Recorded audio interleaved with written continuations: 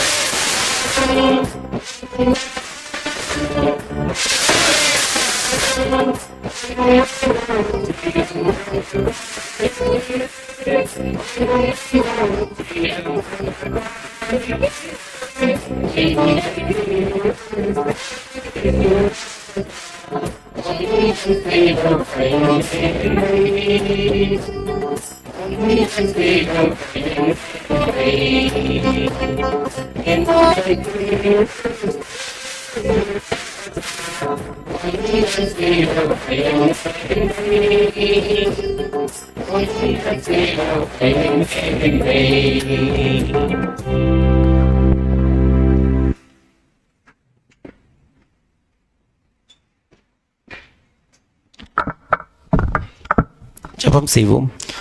உன்னதங்களை வீற்றிருந்து இந்த பூமியில மணமக்களாய் எங்களை தெரிந்து கொண்டு நித்தமும் வழிநடத்தி வருகிறதானே எங்கள் பரலோக தந்தையே, கடந்து போன நேரமெல்லாம் நீர் எங்களை கண்ணிமை காப்பதைப் போல நீர் எங்களை பாதுகாத்து போஷித்து பராமரித்து வந்த நல்ல தெய்வமே, இந்த அருமையான நேரத்துக்காக கூட நாங்கள் நன்றி செலுத்துகிறோம். தகப்பனே, காலையில் தொடங்கி இம்மட்டுமாய் தேவனே நீர் எங்களோடு கூட இருந்து எங்களை வழி நடத்தினீர். இனியும் தேவனே நீர் எங்களை வழி நடத்த வேண்டுமாய் கூட நாங்கள் ஜெபிக்கிறோம். விசேஷமாக தகப்பனே உம்முடைய மகனோட ஈடுபலியை தகப்பனே நாங்கள் விசுவாசித்து இதோ ஒரு சிலராய் தகப்பனே அழைத்து நீர் எங்களை இந்த நேரம் மட்டும் வழிநடத்தி வந்த தயவுக்காக கூட நாங்கள் நன்றி செலுத்துகிறோம். நீதாமே எங்களை வழிநடத்த வேண்டுமாய் கூட நாங்கள் ஜெபிக்கிறோம்.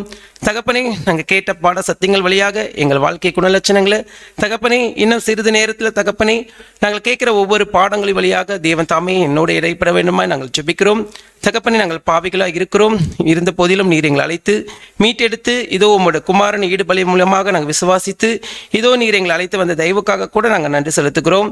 விசேஷமாக தகப்பனே, இன்றைய நாளில் கூட உம்முடைய குமாரனுடைய நினைவு கூறுதலை நாங்கள் அப்பா அனுசரிக்க வந்திருக்கிறோம். தகப்பனே, நீதாமே எங்களை ஒவ்வொருவரையும் பரிசுத்தப்படுத்த வேண்டுமாய் கூட நாங்கள் ஜெபிக்கிறோம். எங்களிடத்துல குறைகள் குற்றங்களும் ஏதான் இருக்குமானால் தகப்பனே, நீதாமே எங்களை மன்னித்து தகப்பனே நீர் எங்களை ஆசீர்வதிக்க வேண்டுமாய் கூட நாங்கள் ஜெபிக்கிறோம். நாங்கள் ஒருபோதும் தகப்பனே நாங்கள் அபாத்திரமாய் அந்த அப்பமும் திராட்சை ரசத்தையும் பருகாதபடிக்கு தேவன் தாமே எங்களை ஒவ்வொருவருக்கும் முத பரிசுத்தாவியை தந்து எங்கள் குற்றங்களை நாங்கள் அறிக்கையிட்டு தேவனே உம்மிடத்தில் மன்றாட வேண்டுமாய் கூட நாங்கள் ஜெபிக்கிறோம். நீதாமே எங்களை ஆசீர்வதித்து வழிநடத்த வேண்டுமாய் ஜெபிக்கிறோம். தகப்பனே, இதோ முன்ன இருக்கிற பகுதியெல்லாம் முத கருத்துக்குள்ள வைக்கிறோம். நீதாமே ஆசீர்வதிக்க வேண்டுமாய் நாங்கள் ஜெபிக்கிறோம்ப்பா. எங்கள் மீட்பரும் இரட்சகரும் எங்கள் மனவாளனுமா இருக்கிற இயேசு கிறிஸ்து மூலமா கூட இந்த சிறிய மன்றத்தை ஏறெடுக்கிறோம். எங்கள் ஜீவனுள்ள இரக்கமுள்ள நல்ல தகப்பனே, ஆமீன். Thank you brother. பிதாவாகிய தேவன் நம்முடைய ஆத்ம ஜீவித்திற்கென்று மூன்றாவதாக ஒரு பாடம் தர இருக்கிறார். பாடத்தின் தலைப்பானது என் ரத்தம் மெய்யான பானம். என் ரத்தம் மெய்யான பானம் என்கிறதான தலைப்பின் கீழே கூட நம்முடைய நித்தின் பிரதர் அவர்கள் தேவனுடைய வார்த்தைகளை பகிர்ந்து கொடுக்கும்படி அன்போடு அழைக்கிறோம்.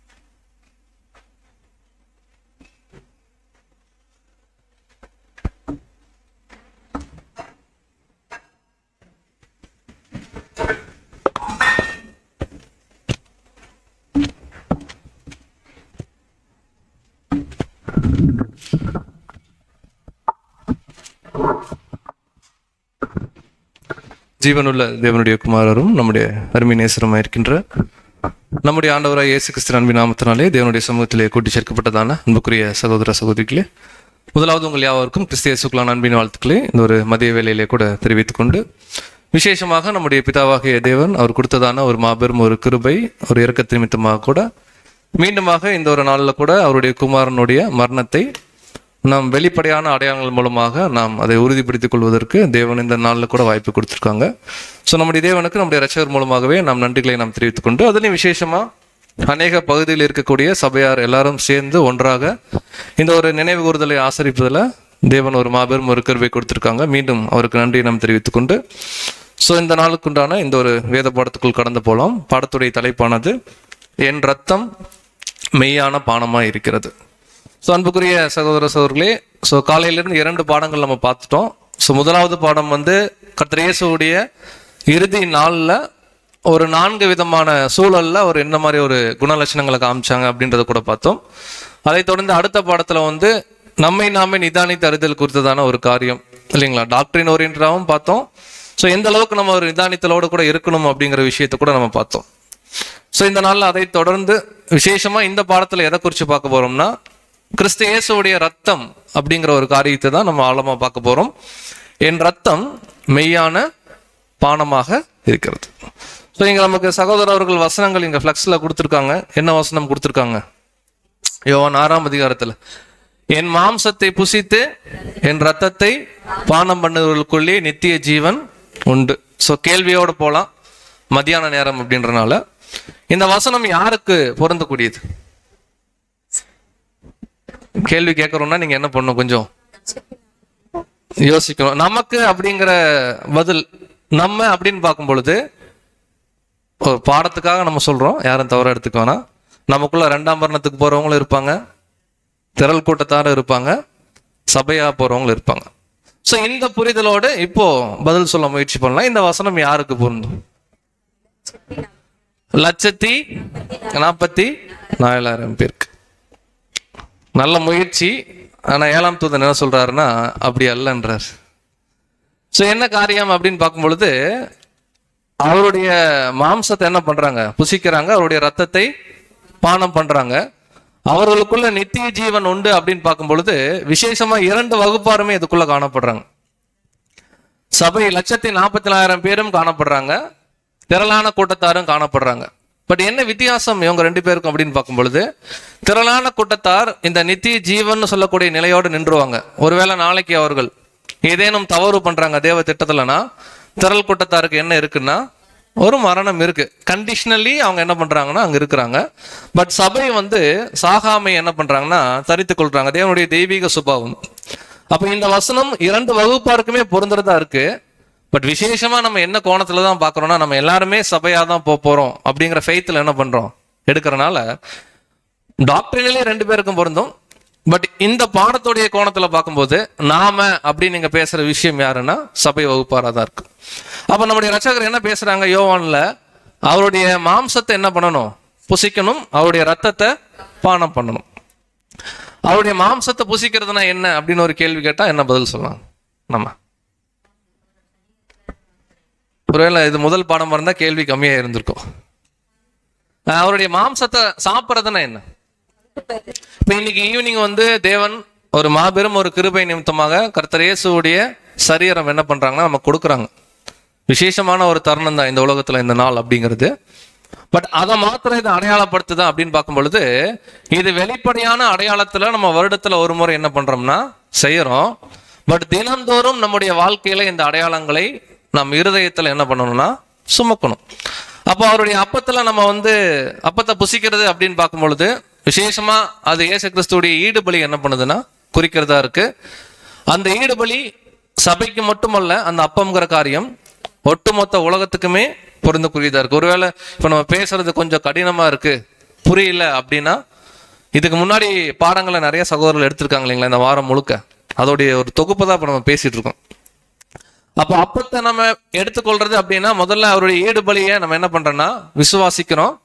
விசுவாசத்தின் மூலமா நம்ம நீதிமான் ஆக்கப்படுறோம்.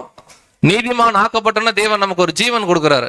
நாளைக்கு உலக ஜனங்களுக்கு கொடுப்பாங்க இல்லைங்களா, அந்த ஜீவன் இப்பவே கொடுத்துட்டாரு பேப்டிசம்ல. அதை பலி செலுத்துறோம். ஏன் பலி செலுத்துறோம்னா, நான் கர்த்தர் இயேசுவுடைய ஆளுகைக்கு, இன்னும் சொல்ல போனா சாகாமைக்கு நாங்க போறோம் அப்படின்னு சொல்லி எங்களுக்கு அந்த மேன்மை வேணாம், நாங்க ஒரு சரீரத்துல ஒரு அங்கமா இருக்கிறோம் அப்படின்னு சொல்லிதான் அந்த அப்பத்துல நம்ம என்ன பண்றோம்னா பிக்கிறோம். அவரோடு கூட நாமளும் பிக்கப்படுறோம். பட் முழுக்க முழுக்க அப்பமானது முதலாவது சபைக்கும் பின்பு ஒட்டுமொத்த உலகத்துக்கும் பிறந்தக்கூடிய காரியமா இருக்கு. பட் திராட்சை ரசம் என்னும் ரத்தம் மாறாக எப்படி காணப்படுதுன்னா, விசேஷமா சபை வகுப்பாருக்கு மட்டுமே நம்முடைய கர்த்தர் என்ன பண்றாங்கன்னா கொடுக்குறாங்க. ஸோ இந்த பாடத்துக்கு ஆதாரமா வசனங்கள் வாசிக்கலாம். சகோதரி வாசிப்பாங்க. யோவான் 6ஆம் அதிகாரம் வசனம் 54 மற்றும் 55. யோவான் 6ஆம் அதிகாரம் வசனங்கள் 54 முதல், என் மாம்சத்தை புசித்து என் இரத்தத்தை பானம் பண்ணுகிறவனுக்கு நித்திய ஜீவன் உண்டு, நான் அவனை கடைசி நாளில் எழுப்புவேன். என் மாம்சம் மெய்யான போஜனமாய் இருக்கிறது, என் இரத்தம் மெய்யான பானமாய் இருக்கிறது. பாருங்க, கிளியரா நம்முடைய ரட்சகர் பேசுறாங்க. என் மாம்சத்தை புசிக்கணும், என் ரத்தத்தை என்ன பண்ணணும், பானம் பண்ணணும். அதை பண்றதுக்கு தான் இன்னைக்கு நம்ம எல்லாரும் என்ன பண்ணியிருக்கோம்னா, எவ்வளவோ வேலைகள் இருந்தாலும் விசேஷமா நம்ம என்ன பண்றோம்னா இங்க கூடி இருக்கக்கூடிய நோக்கம் என்னன்னா அதை நம்ம பெற்றுக்கொள்றோம். அப்ப அந்த மாம்சத்தையும் அந்த ரத்தத்தையும் புசிக்கிறனால திரும்ப நம்ம புரிஞ்சுக்கலாம், இன்னைக்கு நம்ம செய்யக்கூடிய அடையாளம் ரொம்ப ரொம்ப முக்கியம். எப்படி நம்ம ஞானஸ்தானம் எடுக்கிறோங்க, ஞானஸ்தானம் அப்படிங்கிறது இருதய சம்பந்தப்பட்ட உணர்வா இருந்தாலும் அதை வெளிப்படையான அடையாளங்கள் மூலமா பரிசுத்தவான்கள் மத்தியிலும் தேவ தூதர்கள் மத்தியிலும் தேவன் மத்தியிலையும் அடையாளத்தை என்ன பண்றோம்னா காமிக்கிறோம். அதே போலதான் நாம் செய்த உடன்படிக்கை இன்ன நாள் வரைக்கும் நம்ம சரியா தான் போயிட்டு இருக்கோம் அப்படிங்கிறத மீண்டும் ஒரு முறை கர்த்தருடைய சரீரத்துல நம்ம கையிடுறோம். அவருடைய ரத்தத்தை நம்ம என்ன பண்றோம்னா பானம் பண்றோம். ஸோ இங்க சொல்ல பார்க்கும்போது என் மாம்சம் மெய்யான போஜனம், இந்த பாயிண்ட் நம்ம இன்னைக்கு அதிகமா பார்க்க போறது இல்லை. என் ரத்தம் மெய்யான பானம். இப்ப நம்ம எல்லாருமே இந்த வசனத்தின் அடிப்படையில் பார்க்கும் பொழுது இயேசு கிறிஸ்துவோடைய ரத்தத்தை நாம் பருகுவதற்காக என்ன பண்ணியிருக்கோம்னா வந்திருக்கோம். கரெக்டுங்களா? அப்ப கர்த்தருடைய மாம்சத்தை புசிக்கிறது, அவருடைய ரத்தத்தை நம்ம பானம் பண்றதுன்னா என்ன அப்படிங்கிறதுக்கு சகோதரர் 7ஆம் தூதன் என்ன பண்றாங்கன்னா ஒரு சில விளக்கங்கள் கொடுக்குறாங்க. சகோதரி படிப்பாங்க, நீங்க கவனிச்சுக்கலாம். ரீபிரின்ஸ் நம்பர் 5342ல ஒரு டாபிக் பேசுறாரு. என்ன பேசுறாருன்னா, கர்த்தருடைய மாம்சத்தை புசிப்பதிலும் அவருடைய ரத்தத்தை பானம் பண்ணுவதிலும் உள்ள முக்கியத்துவம் அப்படிங்கிற ஒரு தலைப்புல நிறைய பேசுறாங்க. இந்த பாடத்துக்கு தேவையான விஷயத்தை மட்டும் நம்ம கொடுத்துருக்கிறோம். சகோதரி வாசிக்கிறீங்களா? கர்த்தருடைய மாம்சத்தை புசிப்பதிலும் அவருடைய இரத்தத்தை பானம் பண்ணுவதிலும் உள்ள முக்கியத்துவம். மேலும் திராட்சை ரசமானது நமது கர்த்தரின் இரத்தத்தை மாத்திரமல்ல, அவரது பலியின் பாடுகளில் பங்கு பெறுகிற சபையின் இரத்தத்தையும் குறிக்கிறது. என்ன சொல்றாருன்னா, திராட்சை ரசம் அப்படிங்கிறது கர்த்தர் இயேசுவுடைய சரீரத்தின் ரத்தம் மாத்திரம் அல்ல, விசேஷமா அதுல பானம் பண்றனால நாம சாக்ரிஃபைஸ் பண்ண போறோம். நாம் அந்த பாத்திரத்துல பானம் பண்றதுன்னா என்ன அர்த்தம்னா, இன்னைக்கு நம்ம பருகிறோம் இல்லைங்களா, அந்த பாத்திரத்துல பானம் பண்றதுன்னு என்னன்னா கர்த்தர் இயேசு சகித்த அத்தனை அவமானங்களையும் பாடுகளையும் உபத்திரவங்களையும் தேவ திட்டத்திற்காக நானும் என்ன பண்ண போறேன்னா சகிக்க போறேன். அந்த அவமான பாத்திரத்தை நான் என்ன பண்றேன், பெற்றுக்கொள்றேன் அப்படிங்கிற உறுதிப்படுத்துதல் தான் இந்த நாள்ல மீண்டும் ஒரு முறை நடக்குது இந்த வருஷத்துல. அப்ப இங்க என்ன சொல்றாருன்னா, அது கர்த்தர் இயேசுடைய ரத்தம் மாத்திரம் அல்ல, அது சபைக்கும் ஒரு பார்ட் இருக்குன்றார். ஒரு சின்ன பார்ட் இருக்கு, அது என்னன்னு சொல்றாரு, வாசிக்கலாம். நமது கர்த்தரின் பாத்திரத்தில் பங்கு பெறும் சலுகை உலகத்திற்குரியது அல்ல. அவர்கள் கிறிஸ்துவின் பாடுகளில் பங்கு பெற மாட்டார்கள். ஏனெனில் அவரது பாடுகளிலும் மகிமையிலும் பங்கு பெறும் சகல சலுகைகளும் சபை மகிமை அடைவதோடு முடிவடைந்துவிடும். பாருங்க, இங்க என்ன சொல்றார், இன்னைக்கு நம்ம திராட்சை ரசம் என்னும் ரத்தத்தை நம்ம பானம் பண்ண போறோம் இல்லைங்களா, அடையாளத்திலையும் பண்றோம், வாழ்க்கையிலையும் பண்றோம். பட் இது உலக ஜனங்களுக்கு நாளைக்கு இல்லைன்றாரு ராஜ்யத்துல. ஏன் இல்லை அப்படின்னு பார்க்கும் பொழுது, இது கர்த்தருடைய பாடுகளுக்கு அடையாளமா இருக்கு இந்த பானமானது. நாளைக்கு உலக ஜனங்கள் உயிர் திறந்து வரும்போது அவங்களுக்கு ஜீவன் கிடைக்கும். அவங்க கீழ்ப்படிஞ்சா அப்படியே என்ன பண்ணலாம், ஜீவனோடு இருக்கலாம். நாளைக்கு உயிர் தெழுதல்ல அவர்கள் பாடுபடணும்னு அவசியம் கிடையாது. கரெக்டுங்களா? ஏன்னா பாடுபடுறதுக்கு உண்டான சூழ்நிலையை அங்க காணப்படாது. அவர்கள் அவங்க பழைய சிந்தனைகளை அவங்க சரி பண்ணிக்கிட்டா போதும். அதுதான் 1000 இயர்ஸ்ல வெளியரங்கமான ராஜ்யத்துல அவங்களுக்கு உண்டான விஷயம். பட் மாறாக இந்த சுவிசேஷ யுகத்துல வாழ்ந்து கொண்டு அர்ப்பணிச்சு ஆவியில ஜனிப்பிக்கப்பட்டிருக்கக்கூடிய தேவனுடைய பிள்ளைகளாகிய நமக்கு ஒரு மாபெரும் விசேஷித்த ஒரு மேன்மை என்னன்னா, அவருடைய ரத்தத்தை நம்ம பானம் பண்றோம். பானம் பண்றது மாத்திரமல்ல, அதுல நமக்கும் ஒரு பங்கு இருக்கு அப்படின்றத என்ன பண்றோம்னா உறுதிப்படுத்துறோம். அப்ப ரத்தத்தை பானம் பண்றது அப்படின்னு பார்க்கும் பொழுது அது ஒரு பாத்திரம். கரெக்டுங்களா? கப் ஆஃப் த லார்ட் அப்படின்றார். Table of the Lord, cup of the லார்ட்னு பேசுறாரு. கப் ஆஃப் த லார்ட் அப்படின்னு என்னன்னு கேட்டீங்கன்னா, அவர் என்ன மாதிரி நொறுக்கப்பட்டாரோ அதுல குறைவானதை கொஞ்சம் நமக்கு வச்சிருக்காரு. பவுல் சொன்ன மாதிரி அத்தனை அனுபவங்களையும் நம்ம என்ன பண்ணணும்னா நம்முடைய வாழ்க்கையில பெற்றுக்கொள்ளணும். சரி, ஒரு என்னென்ன அனுபவங்கள்லாம் வாங்கினாருங்க இயேசு கிறிஸ்து? முதல் பாடத்துல பிரதர் சொன்னாரு, கொஞ்சம் ரீகால் பண்ணிக்கலாம். என்னென்ன பாடுகள்லாம் அவர் பட்டார்? ஏதாவது சில டைட்டில் சொல்ல முடியுமா? பாடத்துல இருந்து இல்ல, உதாரணத்துக்கு சொல்றேன். அவமானம் அப்படின்னு ஒரு டைட்டில். அந்த மாதிரி வேற என்னெல்லாம் சொல்லலாம் இயேசு கிறிஸ்துடைய பாடுகளுக்கு அப்படின்னு நம்ம டிஸ்கஸ் பண்றதா இருந்தா என்ன மாதிரி தலைப்புகள் கொடுக்கலாம்? சோதனை, கொஞ்சம் சத்தமா, அதாவது நிந்தனை இல்லைன்னா பேச்சுக்கள் அப்படின்னு எடுத்துக்கலாம். அவமானம், புறக்கணிப்பு இருந்திருக்குமா?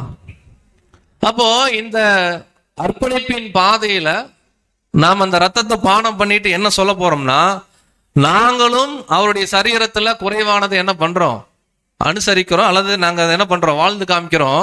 இது உலக ஜனங்களுக்கு இல்ல, எங்களுக்கு தான் அப்படின்னு சொல்லி உறுதிப்படுத்துறோம். நம்முடைய தனிப்பட்ட வாழ்க்கையில புறக்கணிப்பு நடக்கும் பொழுது நாம என்ன புரிஞ்சுக்கணும்? திடீர்னு நம்ம கிட்ட யாருமே பேச மாட்டேன்றாங்க. நம்ம எந்த தவறும் பண்ண மாதிரி நமக்கு தெரியும், ஆனா பண்ணாலும் பண்ணிருப்போம், பண்ண மாதிரி நமக்கு தெரியல. எப்படி எடுத்துக்கிறது இந்த சூழ்நிலைய? அப்பதான் என்ன புரிஞ்சுக்கணும்னா, இதைத்தானே மெமோரியல்ல நினைவு கூறுறோம், இதைத்தானே அந்த பாத்திரத்துல என்ன பண்றோம், பானம் பண்ணி நம்ம உறுதிப்படுத்தணுமே அப்படிங்கிற உள்ளுணர்வு எந்த சகோதரனுக்கு சகோதரிக்கு தொடப்படுதோ அவங்க சரியான பாதையில போயிட்டு இருக்காங்கன்னு அர்த்தம். ஒருவேளை ரியாக்ஷன் ராங்கா இருக்குன்னா அது என்ன நிலைன்றது என்ன பண்றாருன்னா பாடத்துல எச்சரிப்பா அவர் கொடுக்குறாரு. தொடர்ந்து சகோதரி வாசிங்க. நீங்கள் எல்லாரும் இதிலே பானம் பண்ணுங்கள், முழுவதையும் பானம் பண்ணுங்கள் என்று கர்த்தர் கூறினார். உலகமானது பானம் பண்ண எதுவும் இராது. மேலும் சபை வகுப்பாராகிய நாம் கிறிஸ்துவின் உபத்திரவங்களில் குறைவானதை, அதாவது விடப்பட்டதை நிறைவேற்றுகிறோம். பாருங்க, பவுல் அப்போஸ்தலன் சொன்னார் இல்லையா, கொலோசியர் 1:24. பின்னாடி கடைசி அந்த பாடத்துல படிக்கலாம். அப்ப இங்க நல்லா கவனிக்கிறோம், இதுல எல்லாரும் பானம் பண்ணுங்கள் சொல்லி மேல் வீட்டறையில பேசுறாரு, விசேஷமா அப்போஸ்தலர்கள். இங்க அதே மாதிரிதான் நாளைக்கு உலகத்துக்கு கிடைக்காத மாபெரும் ஆசீர்வாதம் என்னன்னா கிறிஸ்து இயேசுடைய ரத்தம். நாளைக்கு உலகம் அவருடைய மாம்சம் என்னும் அப்பத்தை அவங்க புசிப்பாங்க அடையாளமா. ரேன்சம் அவங்களுக்கு இருக்கு, கரெக்டா இல்லைங்களா? பட் இந்த பாடுள்ள பாத்திரம் அப்படிங்கிறது யாருக்கு மாத்திரமே கொடுக்குறாருன்னா நமக்கு. அப்ப இந்த இடத்துல என்ன புரிஞ்சுக்கிறோம்னா, என்னுடைய ரத்தம் மெய்யான பானமா இருக்குது அப்படின்னு சொல்றாருன்னா அதை விசுவாசிச்சு நம்ம பருகிறோம். அது பாடுள்ள பாத்திரம், அது அவமான பாத்திரம். அதுல ஒரு சொட்டு விடாம இயேசு கிறிஸ்து என்ன பண்ணாருன்னா அவருடைய வாழ்க்கையில அவர் எடுத்துக்கிட்டாரு. நம்மளும் என்ன பண்ண சொல்றாருன்னா எடுத்துக்க சொல்றார்.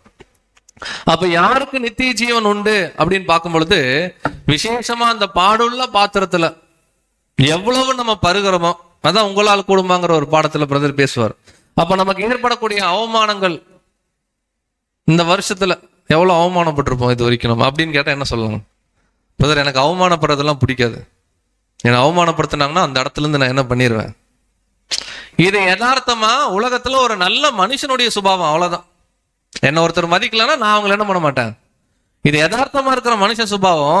ஆக்சுவலா நம்ம மனுஷங்களே கிடையாது. டாக்டரின் படி நம்மளாம் நியூ கிரியேச்சர், புதிய சிருஷ்டிகள். அந்த சுபாவத்தையும் தாண்டி அடுத்தபடியில என்ன நிகழ்ந்தாலும் இந்த அர்ப்பணிப்பின் பாதையில சகிப்புத்தன்மையோடு அந்த அவமான பாத்திரத்தை இறுதி மூச்சு வரை எடுத்துட்டு போறவங்க தான் சர்ச் கிளாஸ். கரெக்டுங்களா? அதுக்கான ஒரு இலக்க நோக்கி தான் நம்ம என்ன பண்ணிட்டு இருக்கோம், ஓடிட்டு இருக்கோம். ஓடுற நமக்கு கட்டாயம் அநேக உபத்திரவங்கள் வரும், பாடுகள் வரும். அதை தான் நினைவு கூறுதல் என்ன பண்றோம்னா அடையாளமா நம்ம என்ன பண்றோம், காமிக்கிறோம். அப்படி வரும் பொழுது சோர்ந்து போகாம ஓடணும் அப்படிங்கிறது தான் கர்த்தர் இயேசுவுடைய முன்மாதிரியான வாழ்க்கையை அடிக்கடி நம்ம என்ன பண்றோம்னா நினைவு கூறும். அப்ப ஆண்டவர் பேசுறாரு, என் மாம்சம் மெய்யான போஜனமா இருக்கு, என் ரத்தம் மெய்யான பானமா இருக்குன்னா இந்த உலகத்திலே விசேஷமான ஒரு உணவை பத்தி அவர் பேசுறாருன்றார். பிரதர் வாசிக்கலாம் சகோதரி. நமது கர்த்தர் என் மாம்சம் மெய்யான போஜனமாய் இருக்கிறது, என் இரத்தம் மெய்யான பானமாய் இருக்கிறது என்று கூறினதினாலே இது அறியப்பெற்றதிலேயே மிகவும் விலையேறப்பெற்ற உணவாகவும் பானமாகவும் இருக்கிறது என்று அவர் கூறினார் என்று நாம் புரிந்து கொள்கிறோம். வேறு எந்த அப்பமும் இவ்வளவு முக்கியத்துவம் வாய்ந்ததாக இல்லை மற்றும் வேறு எந்த பானமும் இதை போல விலையேறப்பெற்றதாக இருக்க முடியாது. இதில் பங்கு பெறுவதன் மூலம் ஒருவன் கனம், மகிமை மற்றும் சாகாமையை, தெய்வீக ஸ்பாவத்தை, தன்னில் தானே ஜீவனை உடைய நிலைமையை அடையலாம். பாருங்க, விசேஷமா சபை வகுப்பாருக்காக அங்க பிரதர் ஹைலைட் பண்ணி பார்க்கும் பொழுது வேற எந்த பானமும் இதை மாதிரி வெளியேறப்பட்டது இல்லைன்றார். இப்ப இயேசு கிறிஸ்துடைய ரத்தம் என்னும் இந்த திராட்சை ரசத்துக்கு ஏதாவது விலையை நிர்ணயிக்க முடியுங்களா நம்மளால? நம்ம எல்லாருமே ஒரு பிஸி லைஃப்ல இருக்கணும். எக்ஸாம்பிள் சொல்றேன், ஒருவேளை இந்த நாள்ல கூட நம்மளால அந்த தேவ சமூகத்துல அதை அனுசரிக்க முடியல. பிரதர் நான் பிஸியா இருக்கேன், அதுக்கு எவ்வளவு வேலைனாலும் சொல்லுங்க, நான் கொடுத்துட்றேன், இந்த ஒரு நாள் மட்டும் வரல அப்படின்னு நம்ம சொல்றதா இருந்தா, எக்ஸாம்பிளுக்கு நம்ம எல்லாரும் வந்துட்டோம், வந்தவங்கள்ட்ட தான் நம்ம டிஸ்கஸ் பண்றோம், எவ்வளவு வேலை. பிரதர் சொல்றாரு இதுக்கு என்ன இல்லை பாருங்க. அப்ப எல்லாரும் இன்னைக்கு நம்ம தேவ கிருபையில முன்னாடி நம்ம வந்துட்டோம், அதுதான் உண்மை. இப்ப யோசிச்சு பாருங்களேன், எல்லா உலக ஜனங்களும் ஆதாமுடைய வம்சத்துல பிறந்த ஒரு மனுஷனும் கர்த்தர் இயேசுவுடைய இந்த ஈடுபலிங்கிற விஷயம் இல்லாம அவங்கனால இந்த உலகத்துல சர்வைவ் ஆக முடியாது. இன் ஃபியூச்சர் நாளைக்கு உலக ஜனங்கள் உயிர் தெழுந்தாலும் கூட திரும்ப இதே கர்த்தர் இயேசுவுடைய சரீரம்ங்கிற இடத்துல நின்னுதான் ஆகணும். அதை தவிர வேற வழியே இல்லை.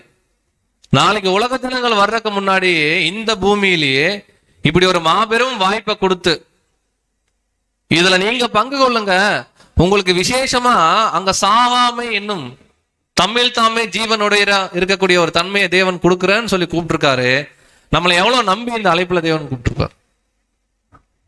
பட் அந்த நம்பிக்கைக்கு பாத்திரவான்களா நம்ம நடந்துக்கிறோமா அப்படிங்கிறத குறித்து யோசிக்கிறது தான் விசேஷமா இந்த நினைவு கூறுதல் காலங்கள்லாம் நம்ம பார்க்கணும். சகோதரர் கடந்த பாடத்துல சொன்ன மாதிரி நாம என்ன பண்ணோம், அதாவது சற்றேனும் தகுதி இல்லாத மனுஷனை ரொம்ப ரெஸ்பெக்ட்ஃபுல்லா தேவன் என்ன பண்றாருன்னா இன்வைட் பண்றாரு. எதுக்குன்னா, உங்களுக்காகவே அடிக்கப்பட்ட என்னுடைய குமாரனுடைய மாம்சம், உங்களுக்காகவே சிந்தப்பட்ட என்னுடைய குமாரனுடைய ரத்தம், இதை வாங்கி நீங்க பானம் பண்ணுங்க, அதற்கேற்ப நீங்க தொடர்ந்து என்ன பண்ணுங்க, வாழுங்க அப்படின்றாங்க. இப்ப கிளியரா பாக்குறோம், இந்த வசனத்தின் அடிப்படையில அவருடைய ரத்தமானது மெய்யான பானம் அப்படிங்கிறது உலகத்திற்கு பொருந்தாது, சபைக்கு மாத்திரம் தேவன் கொடுக்கக்கூடிய மாபெரும் வாய்ப்பு. உலகம் அப்பம் என்னும் ரேன்சம்ல மட்டும்தான் நாளைக்கு பங்கு, அவங்க உலக ஜனங்கள் உயிர் தெழுதல. இப்ப இந்த ரத்தம் ஏன் ரொம்ப ஸ்பெஷல், அது சபைக்கு மட்டும்தானா அப்படின்னு பார்க்கும் பொழுது, சபையை வெளியே வந்தா உலக ஜனங்கள் வந்துருவாங்க டிஃபால்ட்டா. ஆனா பருகருக்கு யாருக்கு தான் வாய்ப்புனா சபைக்குன்னு பார்க்கிறோம். தேவன் பழைய ஏற்பாடுல பஸ்காவுடைய நிழல் என்ன பண்றாங்கன்னா மறைச்சு வச்சிருக்காங்க. நமக்கு தெரியும் பஸ்காவுடைய நிழல் 10ஆம் தேதி ஒரு ஆட்டுக்குட்டி என்ன பண்ணும், தெரிந்து கொள்ளப்படணும். 4 நாள் கழிச்சு 14ஆம் தேதி மாலை வேளையில ஆடு அடிக்கப்பட்டு அந்த ஆட்டினுடைய ரத்தத்தை வீட்டின் நிலைக்கால் என்ன பண்ணும், பூசணும். நமக்கு தெரியும் ரத்தத்துல என்ன இருக்கு, ஜீவன் இருக்கு. ஏன்னா இந்த யோவான் 6ஆம் அதிகாரத்துல அநேக சீஷர்கள் பின்வாங்கி போறதை நம்ம பாக்குறோம். ஏன்னா ரத்தத்தை குடிக்க சொல்றாருன்னு சொல்லிட்டு. காரணம் என்னன்னா, நியாயப்பிரமாணத்துல ரத்தத்தை என்ன பண்ணக்கூடாது, குடிக்க கூடாது. அப்போ பாஸ் ஓவர்ல பிளட்டுக்குன்னு ஒரு இம்பார்ட்டன்ஸ் கொடுத்திருந்தார். கரெக்டுங்களா? ஒரு ஆடு அங்க அடிக்கப்படுது, அந்த ஆட்டுல இருந்து ரத்தம் என்னன்னு கேட்டீங்கன்னா வருது. அந்த ரத்தத்தை எடுத்து நிலைக்கால் என்ன பண்ண சொல்றாரு? பூச சொல்றாருன்னு பார்க்கிறோம். கவனிக்கலாம். வசனம் யாத்திராகமம் 12:7. யாத்திராகமம் 12:7 அதன் இரத்தத்தில் கொஞ்சம் எடுத்து தாங்கள் அதை புசிக்கும் வீட்டு வாசல் நிலைக்கால்கள் இரண்டிலும் நிலையின் மேற்சட்டத்திலும் தெளித்து. பாருங்க, தேவன் சொல்றாங்க அந்த ஆடு அடிக்கப்பட்டோன்னு. இந்த வசனம் படிக்கும்போது நமக்கு ஒரு டவுட் வந்துச்சு. அந்த ரத்தத்தில் கொஞ்சம் எடுத்து, அப்ப பேலன்ஸ் ரத்தம் எங்க போச்சு? உங்களை மாதிரிதான் நம்மளும் முழிச்சோம் படிக்கும்போது, தெரியல. தேவன் அதை சொல்லல, அவ்வளவுதான். ஏன்னா இங்க அடையாளத்துக்கு தான் பயன்படுத்தப்படுது. அந்த அடையாளத்துல கொஞ்சம் என்ன பண்றாங்கன்னா எடுக்கிறாங்க. அந்த ரத்தத்தில் கொஞ்சம் எடுத்து அதை புசிக்கும் வீட்டு வாசல் நிலைக்கால்கள் இரண்டிலும் நிலையின் மேற்சட்டத்தில் என்ன பண்றாங்க? அதாவது வீட்டுடைய நிலம் இருக்குன்னா மேலையும் அடிக்க சொல்றாரு, சைட்ல என்ன பண்ண சொல்றாருன்னா அந்த ரத்தத்தை பூச சொல்றாரு. எதுக்கு அப்படின்னு பார்க்கும் பொழுது, அங்க இருக்கக்கூடிய தலைப்பிள்ளைகள் காக்கப்படணும்னா இந்த ரத்தம் கட்டாயமா வீட்டு வாசல் என்ன பண்ணணும், இருக்கணும்னு பார்க்கிறோம். வாசிக்கலாம் 13ஆம் வசனம். நீங்கள் இருக்கும் வீடுகளில் அந்த இரத்தம் உங்களுக்காக அடையாளமாயிருக்கும். அந்த இரத்தத்தை நான் கண்டு உங்களை கடந்து போவேன். நான் எகிப்து தேசத்தை அழிக்கும் போது அழிக்கும் வாதை உங்களுக்குள்ளே வராதிருக்கும். அன்பு சகோதர சகோதரிகளே, இந்த பாயிண்ட் நம்ம பின்னாடியே பார்ப்போம், இருந்தாலும் இப்ப நம்ம ஞாபகப்படுத்துறோம். நீங்கள் இருக்கும் வீடுகளில் அந்த ரத்தம் உங்களுக்கு என்னவா இருக்கும் அப்படின்னா, நம்ம உயிரோடு இருக்கணும்னா நம்ம ஒரு அடையாளத்தை வச்சுட்டே இருக்கணும் எப்பவுமே. அந்த அடையாளம் நம்ம கூட இருக்குன்னா நம்ம உயிரோடு இருக்குன்னு அர்த்தம். அந்த அடையாளம் என்னன்னா, பழைய ஏற்பாட்டுல அந்த வீட்டின் நிலை சட்டத்திலையும் அந்த சைட்லயும் ரத்தம் என்ன பண்ணணும், பூசணும். சரி, ரத்தத்தை வெறுமனே கையில் எடுத்து பூசிடலாமான்னா அதுவும் இல்லைன்றார். நீங்க ஈசோப்பு என்ன பண்ணணும், அது ஒரு செடி மாதிரி, ஓகேங்களா? அதுல என்ன பண்ணோம்னா, அதுல ஒரு பேசன்ல பிளட்டை வச்சுட்டு அதுல டிப் பண்ணி அதை எடுத்து என்ன பண்ணோம்னா பூச சொல்றார். வாசிக்கலாம். அதுல 21 மற்றும் 22. யாத்திராகமம் 12:21 முதல். அப்பொழுது மோசே இஸ்ரேல் மூப்பர் யாவரையும் அழைப்பித்து, நீங்கள் உங்கள் குடும்பங்களுக்கு தக்கதாக உங்களுக்கு ஆட்டுக்குட்டியை தெரிந்தெடுத்து கொண்டு பஸ்காவை அடித்து ஈசோப்பு கொழுந்துகளின் கொத்தை எடுத்து கிண்ணியில் இருக்கும் இரத்தத்தில் தோய்த்து அதில் இருக்கும் அந்த இரத்தத்தை வாசல் நிலைக்கால்களின் மேற்சட்டத்திலும் வாசலின் நிலைக்கால்கள் இரண்டிலும் தெளியுங்கள். விடியற்காலம் வரைக்கும் உங்களில் ஒருவரும் வீட்டு வாசலை விட்டு புறப்பட வேண்டாம். பாருங்க அன்பு சகோதர சகோதரர்களே, இந்த பாடத்துல அடுத்து நம்ம என்னெல்லாம் டிஸ்கஸ் பண்ண போறோம்ன்றது இந்த வசனத்துல இருக்கு. என்ன சொல்றாருன்னா, ஏன் வீட்டுடைய மேல் சட்டம் அந்த ரைட் அண்ட் லெஃப்ட் சைடு பூசணும், அதை நம்ம கண்டுபிடிக்கணும். ஏன் விடியற்காலம் வரைக்கும் வெளியே போகக்கூடாது, விடியற்காலம்னா என்ன, சில பேருக்கு தெரிஞ்சிருக்கலாம், அதுல சில கருத்துக்கள் பார்க்கலாம். வீட்டை விட்டு வெளியே போறதுனா என்ன, வீட்டுக்குள்ள இருக்கிறதுனா என்ன, ரத்தத்தை நிலைக்கால பூசுறதுடைய அடையாள அர்த்தம் என்ன, ஏன் ஈசோப்பை எடுத்து அதை பண்ணணும், இதுக்கெல்லாம் சில அடையாளங்களை நம்ம என்ன பண்றோம்னா நம்ம கண்டுபிடிக்கிறோம். வாசிக்கலாம். இவங்க சொன்னபடியே அவங்க செய்யறாங்க. 23ஆம் வசனம். கர்த்தர் எகிப்தியரை அதம் பண்ணுகிறதற்கு கடந்து வருவார். நிலையின் மேற்சட்டத்திலும் வாசலின் நிலைக்கால்கள் இரண்டிலும் அந்த இரத்தத்தை காணும் போது கர்த்தர் சங்காரக்காரனை உங்கள் வீடுகளில் உங்களை அதம் பண்ணுகிறதற்கு வர ஒட்டாமல் வாசற்படியை விலகி கடந்து போவார். பாருங்க, இங்க கிளியரா சொல்றார், பிளட் இருக்கணும், பிளட் இருந்தா உயிர் பிழைச்சுக்குவீங்கன்றார். இங்கேயும் கான்டெக்ட்ல அதான் பேசுறாரு இயேசு கிறிஸ்து. என் ரத்தம் மெய்யான பானமா இருக்கு, அதை குடிச்சீங்கன்னா உங்களுக்கு உயிர் இருக்கும் அப்படிங்கிறார். இங்க பழைய ஏற்பாடுல ரத்தத்தை குடிக்க கூடாது. அதனால தேவன் என்ன அடையாளங்களை பயன்படுத்த சொல்றாருன்னா, அந்த நிலை சட்டத்தில் என்ன பண்ண சொல்றாரு, பூச சொல்றாரு. இந்த அடையாளம் இருந்தா அதுக்குள்ள இருக்கிறவங்க உயிர் பொழைச்சுக்கலாம். இந்த அடையாளத்தை விட்டு வெளியே போனா தேவன் சொல்றாரு, நான் கேரண்டி இல்ல, சங்கார தூதன் என்ன ஆயிடுவாரு. அப்ப நம்ம என்ன பார்க்கலாம்னா, முதல்ல இந்த ஈசோப்புனா என்ன அப்படின்னு பார்க்கும் பொழுது அது ஒரு சின்ன ஒரு செடி மாதிரி இருக்கும். அதை எடுத்துதான் என்ன பண்றாங்கன்னா பூசுறாங்க. அப்ப ரத்தத்தை பூசறதுக்கு பயன்படுற விஷயம் என்னன்னா ஈசோப்பு. இதை எதற்கு ஒரு ஆவிக்குரிய அடையாளமா நம்ம பார்க்கிறோம்னா, இது ஒரு கிளென்சிங் ப்ராசஸ், இது ஒரு சுத்திகரிக்கக்கூடிய காரியத்திற்கு ஒரு அடையாளமாக இந்த ஈசோப்பானது காணப்படுது. இங்க மட்டும் இல்ல, லேவியராகமம் 14ஆம் அதிகாரத்துல நீங்க கவனிச்சு பாத்தீங்கன்னா, குஷ்ட ரோகிகளை அவங்கள சுத்திகரிக்கக்கூடிய காரியத்துல நிறைய விஷயங்கள் போடுவாங்க, சிவப்பான நூல் போடுவாங்க. அதுல தேவன் பயன்படுத்த சொன்னது என்னன்னா, குஷ்ட ரோகத்துக்கு இந்த ஈசோப் என்ன பண்ண சொல்றாருன்னா பயன்படுத்த சொல்றாரு. கேதுரு கட்டைகளை போட சொல்லுவாங்க, நிறைய இருக்கு. லேவியராகமம் 14 இதை குறிச்சிருக்கு. அப்போ ஒரு சுத்திகரிப்பின் வேலையில முக்கியமா பயன்படுத்தக்கூடிய காரியம் என்னன்னா ஈசோப். இந்த ஈசோப்பு எதற்கு அடையாளமா இருக்குன்னா நம்முடைய சுத்திகரிப்புக்கு.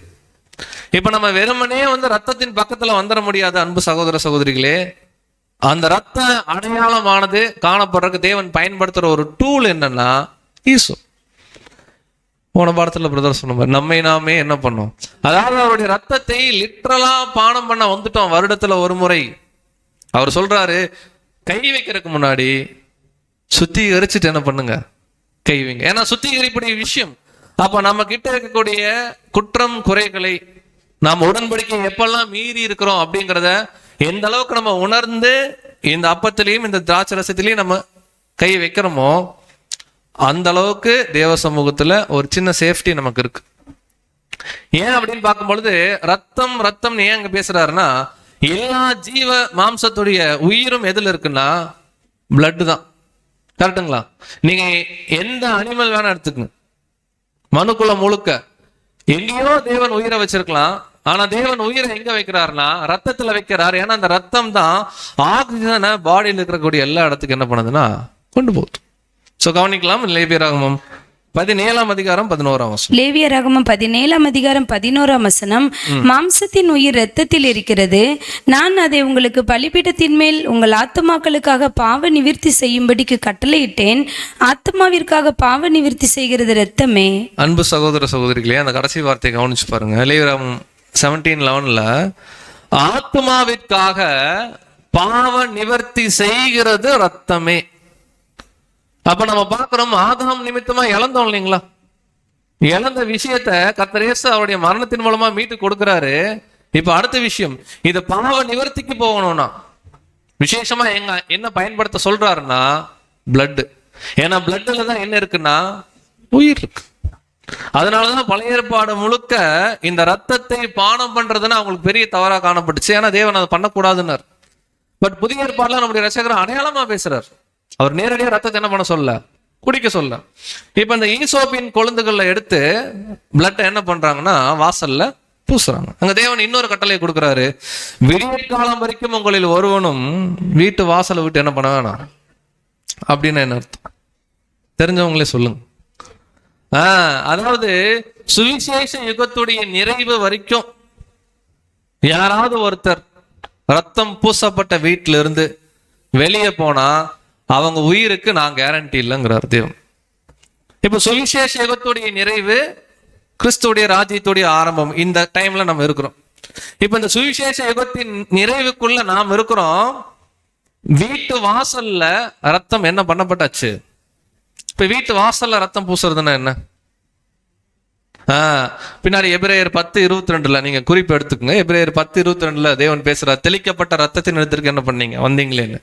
அப்படின்னு என்ன பாயிண்ட் சொல்றாருன்னா நாமும் நம்முடைய இருதயத்துல கிறிஸ்து இயேசுடைய ரத்தத்தை என்ன பண்ணிருக்கோம்னா பூசி இருக்கிறோம். அப்படின்னா என்ன அர்த்தம்னா அவருடைய ரேன்சம்னு ஒரு விஷயம் இல்லாம நம்மனால நீதிமான் ஆக்கப்பட முடியாது, நமக்கு ஜீவன் இல்லை அப்படிங்கிற டாக்டரினை என்னைக்கு மனதார உணர்ந்து அர்ப்பணிச்சோமோ, பேப்டிசம் எடுத்தோமோ, அன்னைக்கு அந்த ரத்தம் நிலைக்கால்னு சொல்லக்கூடிய இருதயத்துல என்ன ஆயாச்சு? பூசப்பட்டாச்சு. இப்ப பூசப்பட்ட நாம சுவிசேஷ யுகம் முடிகிற வரைக்கும் வீட்டுல இருந்து வெளியே போயிடாதீங்கன்றார். கரெக்டுங்களா? இப்ப வீடு எதற்கு அடையாளமா இருக்கு? பலமுறை password type and hand type பார்த்துட்டோம். வீடு எதற்கு அடையாளமா இருக்கு? அதுவும் நம்ம தான். ஏன்னா ஹார்ட் அப்படிங்கிறது அந்த நிலைச்சிடத்துக்கு அடையாளம். நம்முடைய இருதயத்துல தெளிக்கப்பட்டவர்கள். அப்படின்னா அவிசுவாசம்னு ஒண்ணு. ஃபார் அன் எக்ஸாம்பிள், இன்னைக்கு நம்ம மெமோரியல் அனுசரிக்கிறோம்னு சொல்லி எல்லாரும் என்ன ஆயிருக்கிறோம்னா கடந்து வந்திருக்கிறோம்.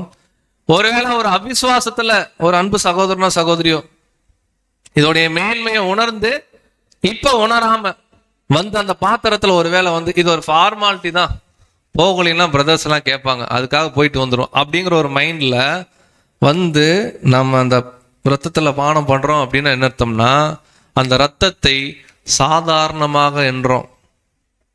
இதை குறித்து சகோதரர் வேற பாடம் எழுதியிருக்கார்.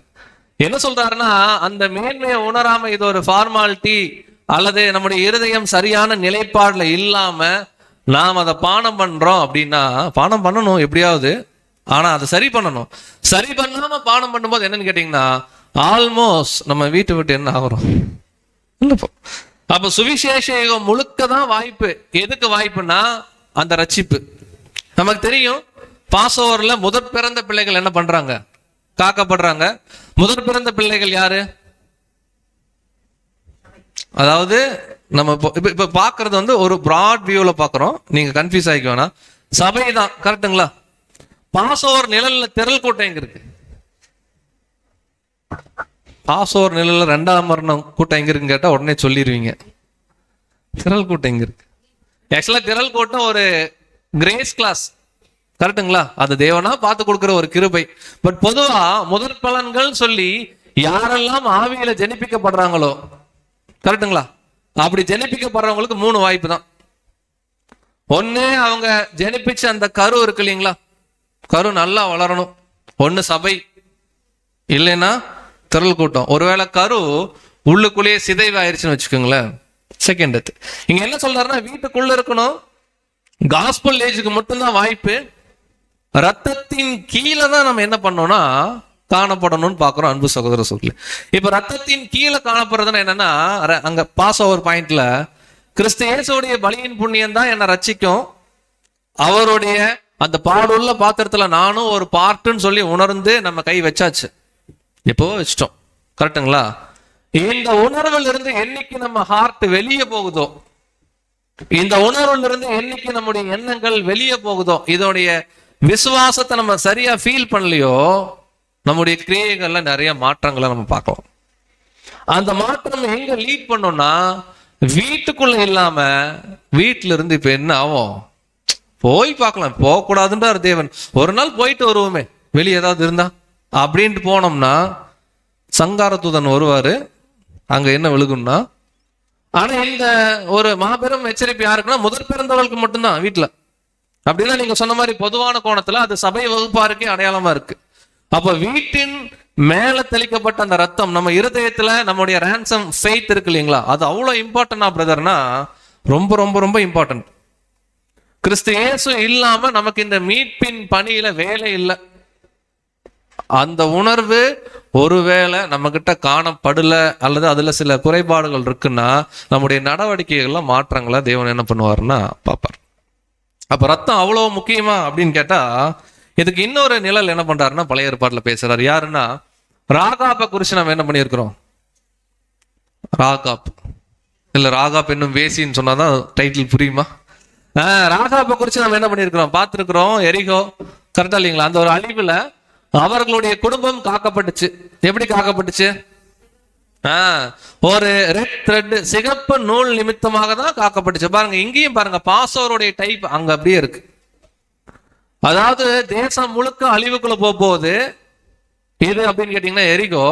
அப்படி தேசத்தை அழிக்கும் பொழுது யோசுவா சொல்றார், எந்த வீட்டுல இந்த அடையாளம் இருக்கோ, ஏன்னா அவங்க ப்ராமிஸ் பண்ணிட்டு போயிருக்கிறாங்க, அந்த அடையாளம் இருக்கிற வீட்டுக்குள்ள இருக்கிறவங்க உயிர் தப்பிச்சுக்கலாம். அந்த வீட்டுக்கு வெளியே யார் இருந்தாலும் அவங்க உயிருக்கு என்ன இல்லை, கேரண்டி இல்லை. கவனிக்கலாம். யோசுவா 2ஆம் அதிகாரம் 17ஆம் வசனம். யோசுவா 2ஆம் அதிகாரம் 17ஆம் வசனம். அப்பொழுது அந்த மனுஷர் அவளை நோக்கி, இதோ நாங்கள் தேசத்துக்குள் பிரவேசிக்கும் போது நீ இந்த சிவப்பு நூல் கயிற்றை எங்களை இறக்கிவிட்ட ஜன்னலிலே கட்டி உன் தகப்பனையும் உன் தாயையும் உன் சகோதரர்களையும் உன் தகப்பன் குடும்பத்தார் அனைவரையும் உன்னிடத்தில் உன் வீட்டிலே சேர்த்துக்கொள். பாருங்க, இங்க ராகாப்புக்கு மட்டும் ரட்சிப்பு இல்ல. என்ன சொல்லிட்டாங்கன்னா, யாரெல்லாம் சேஃபா இருக்கணுமோ எல்லாரையும் வீட்டுக்குள்ள வச்சுக்குங்க. வீட்டுக்கு வெளியே ரத்தத்திற்கு அடையாளமா இருக்கக்கூடிய சிகப்பு நூல் என்ன பண்ணும், காணப்படணும். அதிலே 19ஆம் வசனம். 19ஆம் வசனம். எவனாகிலும் உன் வீட்டு வாசல்களில் இருந்து வெளியே புறப்பட்டால் அவனுடைய இரத்தப்பழி அவன் தலையின் மேல் இருக்கும். எங்கள் மேல் குற்றமில்லை. உன்னுடைய வீட்டில் இருக்கிற எவன் மேலாகிலும் கை போடப்பட்டதே ஆகில் அவனுடைய இரத்தப்பழி எங்கள் தலையின் மேல் இருக்கும். 2 விஷயம் தான் சொல்றாரு யோசுவா. அதாவது உங்க வீட்டுக்குள்ள இருக்கிறாங்க ஒருத்தங்க, வெளியே சிவப்பு நூல் இருக்கு, அவங்க உயிருக்கு எதாவது ஆபத்துனா நாங்க ரத்தப்பழி ஏத்துக்கிறோம். பட் வீட்டை விட்டு வெளியே போயிட்டாங்க, வெளியே போய் செத்துட்டாங்க யுத்தத்துலனா, எங்க கிட்டலாம் வந்து என்ன பண்ணாத, கேட்காத, எல்லாத்தையும் வீட்டுக்குள்ளேயே வச்சுக்கமா அப்படின்னு என்ன பண்றாங்க சொல்றோம். இதுதான் பாஸ்ஓவர்ல பாக்குறோம். நிலை சட்டத்துல ரத்தம் தெளிக்கப்பட்டிருக்கு. ரத்தத்துக்கு உள்ள இருக்கிற வரைக்கும் ப்ராபபிளி இதெல்லாம் வச்சுதான் பாட்டு எழுதிட்டாங்க போல இருக்கு, ரத்த கோட்டைன்லாம் இல்லையா. உள்ள இருக்கிற வரைக்கும் அவங்களுக்கு உயிருக்கு கேரண்டி. இப்ப அன்பு சகோதர சகோதரர்களே, நாம தான் முதற் பிறந்தவர்கள். அடையாளமா இங்க ராகாப்ப நம்ம பார்க்கிறோம். ரத்தத்துக்கு உள்ள இருக்கிறது அப்படின்னு என்ன அர்த்தம்னா, ரேன்சம் நம்பி இருக்கோம், நம்பிதான் அர்ப்பணிச்சிருக்கிறோம். பேப்டிசம்ல அர்ப்பணிப்புல என்ன சொல்லி இருக்கிறோம்னா, ஆண்டவரே நாங்களும் உங்களை போல என்ன ஆகுறோம், பாடுள்ள பாத்திரமா மாறுறோம், எங்களை பலி செலுத்துறோம்னு சொல்லிட்டு அதுக்கு நேர் எதிராக நம்ம நடக்கும் பொழுது, உலகத்துல கலக்கும் போதும் சரி, அல்லது அர்ப்பணிப்புக்கு உண்மையா இல்லாம இருக்கிறதும் சரி, எதற்கு அடையாளம்னா ரத்தத்துல இருந்து என்ன ஆகுறோம், வெளியே போறோம். ரத்தத்துல இருந்து வெளியே போனா உயிருக்கு யார் கேரண்டி இல்ல? யோசுவா கேரண்டி இல்ல. விச் மீன்ஸ் இயேசு கிறிஸ்து என் ரத்தம் என்ன ஆகாது, பரிந்து பேசாது. யார் பொறுப்பாளினா நம்ம தான் பொறுப்பாளி. சீமைக்கு ஒரு விஷயம் போட்டாரு தெரியுங்களா? தாவீது ராஜாக்கு அப்புறம் சாலமோன் ஒரு கண்டிஷன் போட்டாரு, இந்த பவுண்டரியில் இருக்கிற வரைக்கும் உனக்கு எதுவும் ஆகாதுப்பா, பவுண்டரி கிராஸ் பண்ணிட்டேன்னா எங்களுக்கு தெரியாதுன்ட்டார். கிட்டத்தட்ட அதே தான் நடக்க போகுது. கரெக்டுங்களா? ஸோ கவனிக்கலாம். எபிரேயர் 12ஆம் அதிகாரம் இதுக்கு அடையாளங்களை இப்போ பார்க்கலாம். 12, 23, 24. எபிரேயர் 12ஆம் அதிகாரம் 23ஆம் வசனம் முதல், பரலோகத்தில் பேர் எழுதியிருக்கிற முதற் பேரானவர்களின் சர்வ சங்கமாகிய சபையினிடத்திற்கும் யாவருக்கும் நியாயாதிபதியாகிய தேவனிடத்திற்கும் பூரணராக்கப்பட்ட நீதிமான்களுடைய ஆவிகளினிடத்திற்கும் புது உடன்படிக்கையின் மத்தியஸ்தராகிய இயேசுவினிடத்திற்கும் ஆபேலினுடைய இரத்தம் பேசினதை பார்க்கிலும் நன்மையானவைகளை பேசுகிற இரத்தமாகிய தெளிக்கப்படும் இரத்தத்தினிடத்திற்கும் வந்து சேர்ந்தீர்கள். பாருங்க, கிளியரா ஒரு வார்த்தை சொல்றார். ஆபேலுடைய ரத்தம் பேசினதை பார்க்கிலும் நன்மையானவைகளை பேசுகிற ரத்தமாகிய தெளிக்கப்பட்ட ரத்தம். ஆபேல் நீதிமான், நமக்கு தெரியும், குற்றமில்லாத ரத்தம் அங்க சிந்தப்பட்டுச்சு. அதை விட ஒரு மேலான ஒரு ரத்தம் யாருன்னா கர்த்தருடைய ரத்தம். இந்த இடத்துக்கு நம்ம வந்துட்டோம் அப்படின்னா நம்ம ரொம்ப சேஃப் இன்னைக்கு ஆக்சுவலா. பட் ஒரே ஒரு கண்டிஷன் தேவன் கொடுக்குறாரு, இந்த வீட்டை விட்டு வெளியே என்ன ஆயிடாதீங்க. இந்த அடையாளம் நமக்குள்ள ஒண்ணு இல்லை அன்பு சகோதர சகோதரர்களே. நிலைக்காலில் பூசுறாங்க இல்லையா, அந்த நிலைக்கால நீங்க கவனிச்சீங்கன்னா எப்படி இருக்குன்னா இப்படி இருக்கும். மேல நமக்கு தெரியும், டோர் போஸ்ட் உள்ள போகும்போது நிலவுன்னு சொல்லுவோம் நம்ம தமிழ்ல, மேல பூசி இருக்கணும், சைட்ல பூசி இருக்கணும். கரெக்டா இல்லைங்களா? இதுக்கு உள்ள ஒருத்தர் இருந்தா பிரச்சனை இல்லை உயிருக்கு. இது முழுக்க முழுக்கவே ரேன்சம், நமக்கு நல்லாவே தெரியும், இயேசு கிறிஸ்துடைய ரத்தம். பட் இது அடையாளமா பார்க்கும் பொழுது ஆண்டவர் வாழ்ந்த அவமான வாழ்க்கைக்கு அடையாளமா தான் ரத்தத்தை பார்க்கிறோம். கரெக்டுங்களா? அதுவும் பாத்திரம், அதுல சபைக்கு ஒரு பார்ட் இருக்குன்னாருல, இந்த பார்ட்டை இந்த இடத்துல எப்படி நம்ம கம்பேர் பண்ணலாம்னா, மேல பூசுறாங்கல்ல பிளட், இது ஒரு உருவகம் தான், நீங்க உங்க ஸ்டடீஸ் கூட வச்சுக்கலாம். மேல இது தலைப்பகுதி மாதிரி காணப்படுது, கீழே எப்படி காணப்படுதுன்னா சரீர பகுதி மாதிரி காணப்படுது. அப்படின்னா கர்த்தராக இயேசு கிறிஸ்து பட்ட பாடுகள், அதுல குறைவானத ஒரு பார்ட்டை நம்ம இன்னைக்கு என்ன ஆகிறோம் செய்யறோம்னு கமிட் பண்ண போறோம். கமிட் பண்ணும்போது ரெண்டு சைடும் பூசப்பட்டிருக்கு கீழே. இது நியாயப்பிரமாண கற்பனைகளை நீங்க கவனிச்சீங்கன்னா அந்த 10 கட்டளைய ரெண்டா நம்ம பிரிக்கலாம். ஒண்ணு வந்து மனுஷனுக்கு, அதாவது மனிதர்கள்கிட்ட நம்ம காமிக்கக்கூடிய நற்குணங்கள், களவு செய்யாது இருப்பாயாக, விபச்சாரம் செய்யாது இருப்பாயாகன்னா மனிதர்கள்ட்ட காமிக்கிறது.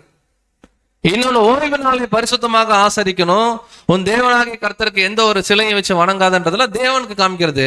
இந்த 2 பிரமாணங்களையும் நாம செய்யணும் அப்படிங்கறதுதான் நிலை சட்டத்துல பூசப்பட்டது கர்த்தருக்கும், சைட்ல பூசப்பட்டது சபை வகுப்பராக நம்ம காமிக்கக்கூடிய விஷயத்துக்கு அடையாளம். அப்ப நம்ம இன்னைக்கு வரோம், அவருடைய மாதிரியை பின்பற்றோம்னு சொல்லி கன்ஃபார்ம் பண்ணிட்டோம்னா இந்த 10 கற்பனைகளை நாம் என்ன பண்ணோம், அததான் 2ஆ மாத்தி கொடுக்குறாரு. தேவனுக்கு செய்ய வேண்டியதை 100% செய்யணும், மனிதர்களுக்கு செய்ய வேண்டிய 100% செய்யணும். கொஞ்சம் இதுல பிசகுதுன்னு வச்சுக்கோங்களேன். இப்ப களவு செய்யாது இருப்பாயாகன்னு படிக்கிறோம், திருடுறோம், இவ்வளவு ட்ரூத்ன்னு தெரிஞ்சு ஒருத்தருடைய நேரத்தை திருடுகிறோம். ரொம்ப டீசெண்டா நான் சொல்றேன். அப்படின்னு என்ன அர்த்தங்க? இங்க அடையாளமே பாருங்க, நம்ம வந்து கர்த்தரை போல மாதிரியா வாழணும்னு ஒரு கோணத்துல பாக்குறோம். இங்க முக்கியம், அந்த பாஸ் ஓவர் செரிமனிலேயே எல்லாத்த விட உயிர் காப்பதற்கு முக்கியமா அங்க தேவன் சார்பில் பாக்குறது என்னன்னா பிளட் மட்டும்தான். மத்த எல்லாமே செய்யணும், அதுல ஏதாவது மிஸ் ஆனாலும் டெத்துன்னு சொல்றாரு. பட் பர்டிகுலரா சங்கார தூதன் கோணத்திலிருந்து பாருங்க, தேவ நீதி அங்க கடந்து வருது. சங்கார தூதன் எதை பார்த்தா கடந்து போவார்னா பிளட் இருக்கணும்.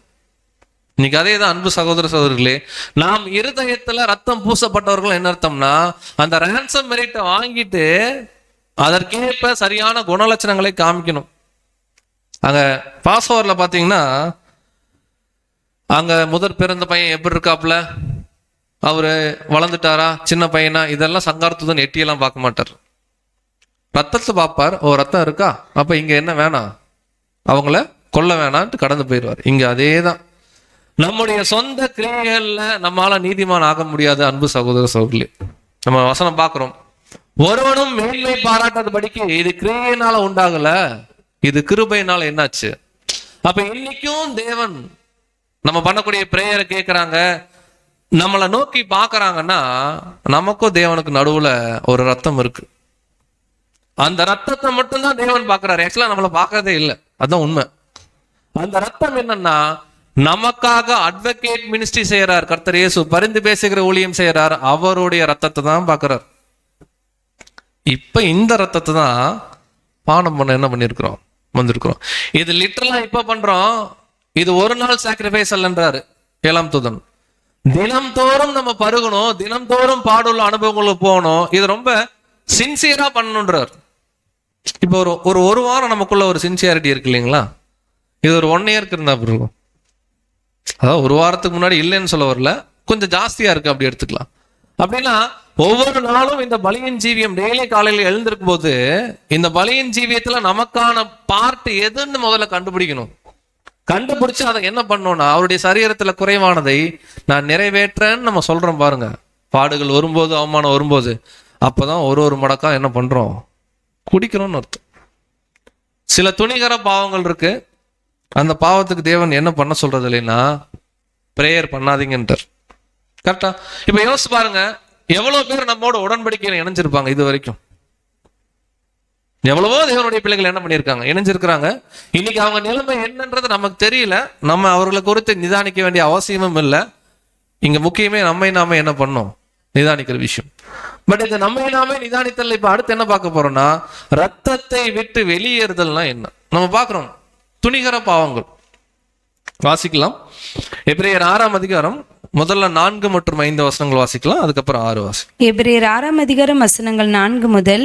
ஏனெனில் ஒரு தரம் பிரகாசிப்பிக்கப்பட்டும் பரம ஈவை ருசி பார்த்தும் பரிசுத்த ஆவியை பெற்றும் தேவனுடைய நல்வார்த்தையையும் இனிவரும் உலகத்தின் பலன்களையும் ருசி பார்த்தும். பாருங்க, ரொம்ப நாள் ஆச்சு இந்த வசனத்தை டிஸ்கஸ் பண்ணியிருப்போம், படிச்சு. ஒரு தரம் பிரகாசிக்கப்பட்டோம், ஒரு டைம் என்லைட்டன் ஆயாச்சு.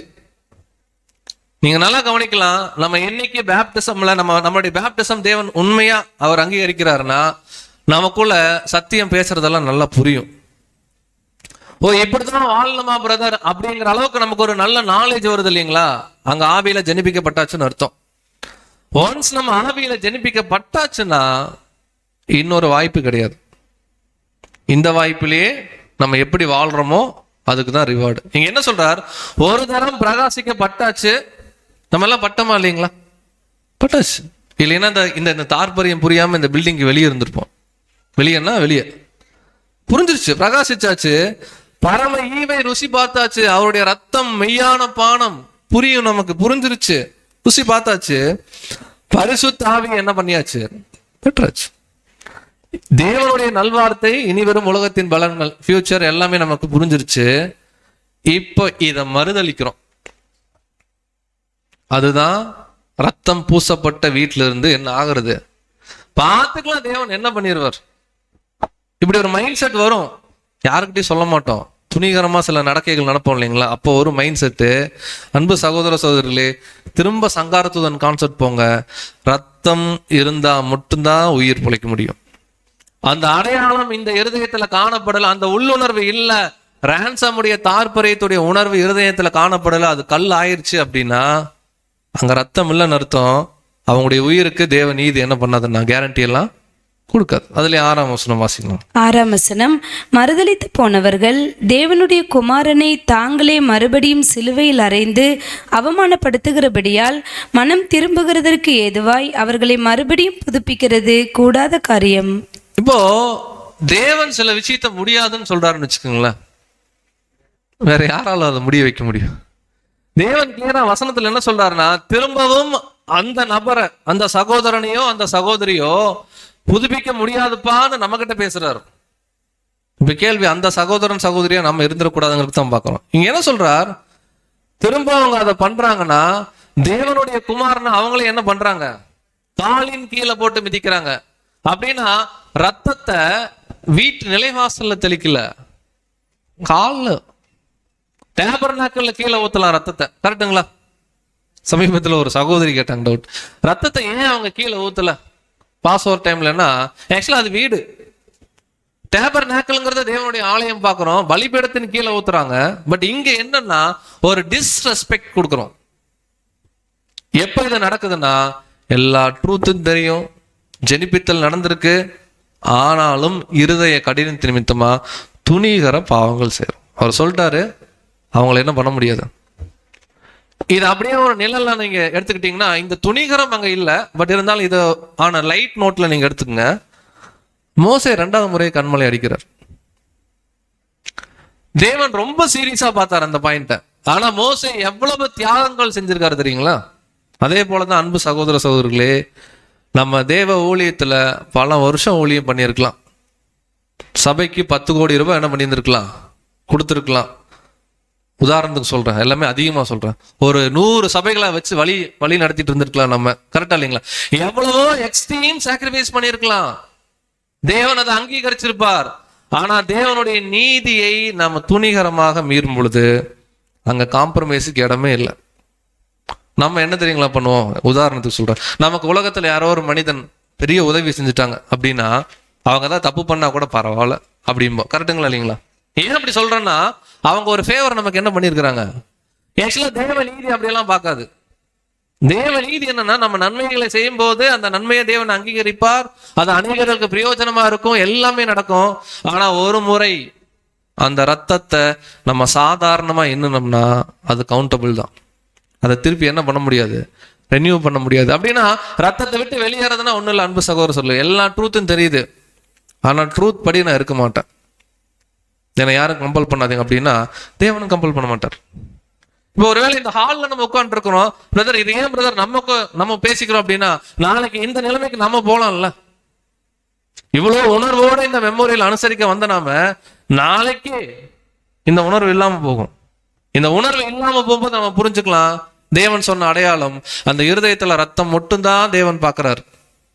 ஏன்னா நம்முடைய கிரியை தேவன் தராசல வச்சாருன்னு வச்சுக்கோங்களேன், நம்மள ஒருவரும் உயிரோடு இருக்க முடியாது. அப்போ கிறிஸ்துவுடைய பலி தான் முன்னாடி பேசுது. அந்த பலியே வேணான்னு என்னைக்கு நம்ம சொல்றோமோ நமக்குள்ள ஜீவன் இருக்காதுன்றார். திரும்ப வாசிக்கலாம், எபிரேயர் 10:26 முதல்ல வாசிக்கலாம். எபிரேயர் 10 26 சத்தியத்தை அறியும் அறிவை அடைந்த பின்பு நாம் மனப்பூர்வமாய் பாவம் செய்கிறவர்களாய் இருந்தால் பாவங்களின் நிமித்தம் செலுத்தத்தக்க வேறொரு பலி இனி இராமல்.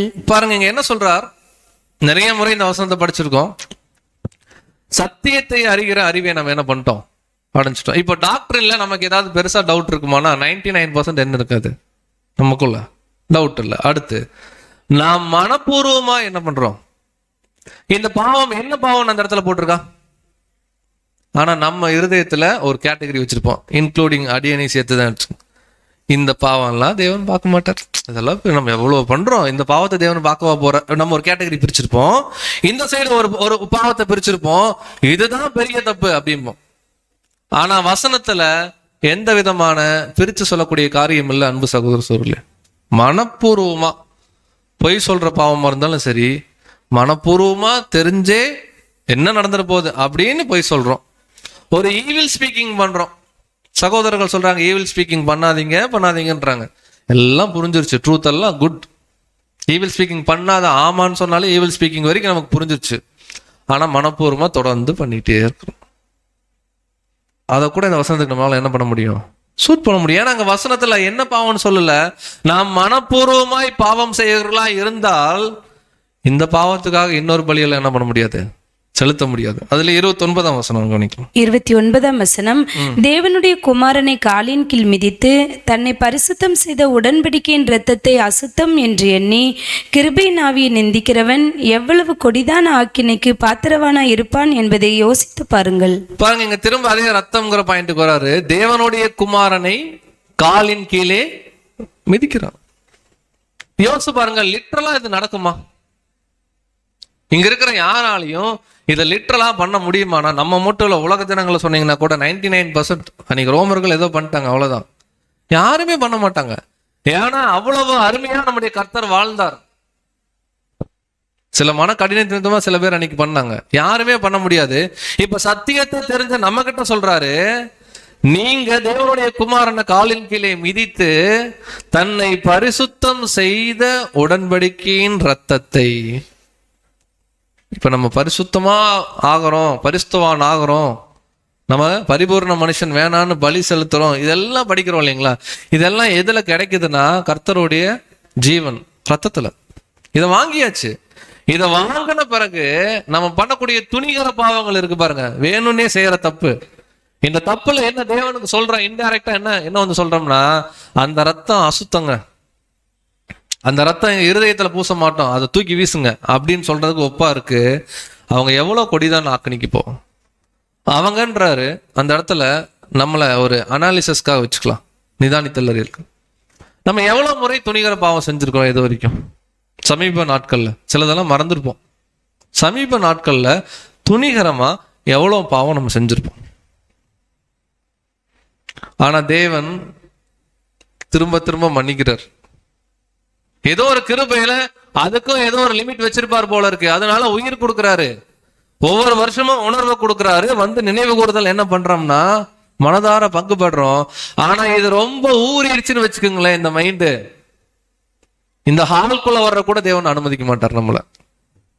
நம்ம நினைச்சுக்கலாம் நான் வருவோம் பிரதர் அப்படின்னு, வர முடியாது. தேவன் தன்னுடைய குமாரனுடைய ரத்தம் இவங்களுக்கு போக கூடாதுன்னு டிசைட் பண்ணிட்டாருன்னா, டிசைட் பண்ணதான். நம்ம மட்டும் வர மாட்டோம், ஆனா எல்லாரும் வருவாங்க. இது எப்ப நிகழும்னா, எந்த அளவுக்கு துணிகர பாவத்துடைய உச்சம் போகுதோ அந்த உச்சத்தை தேவன் பார்க்கிறாரு. வேற பலி என்கிட்ட இல்லப்பா, என்கிட்ட இருக்கிற ஒரே பலி என்னுடைய குமாரனுடைய ரத்தம் தான். அந்த ரத்தமே நீங்க வேணான்றீங்க, நான் வேற என்ன என்கிட்ட கொடுக்க முடியும்? அப்படிதான் தேவன் சொல்றாரு.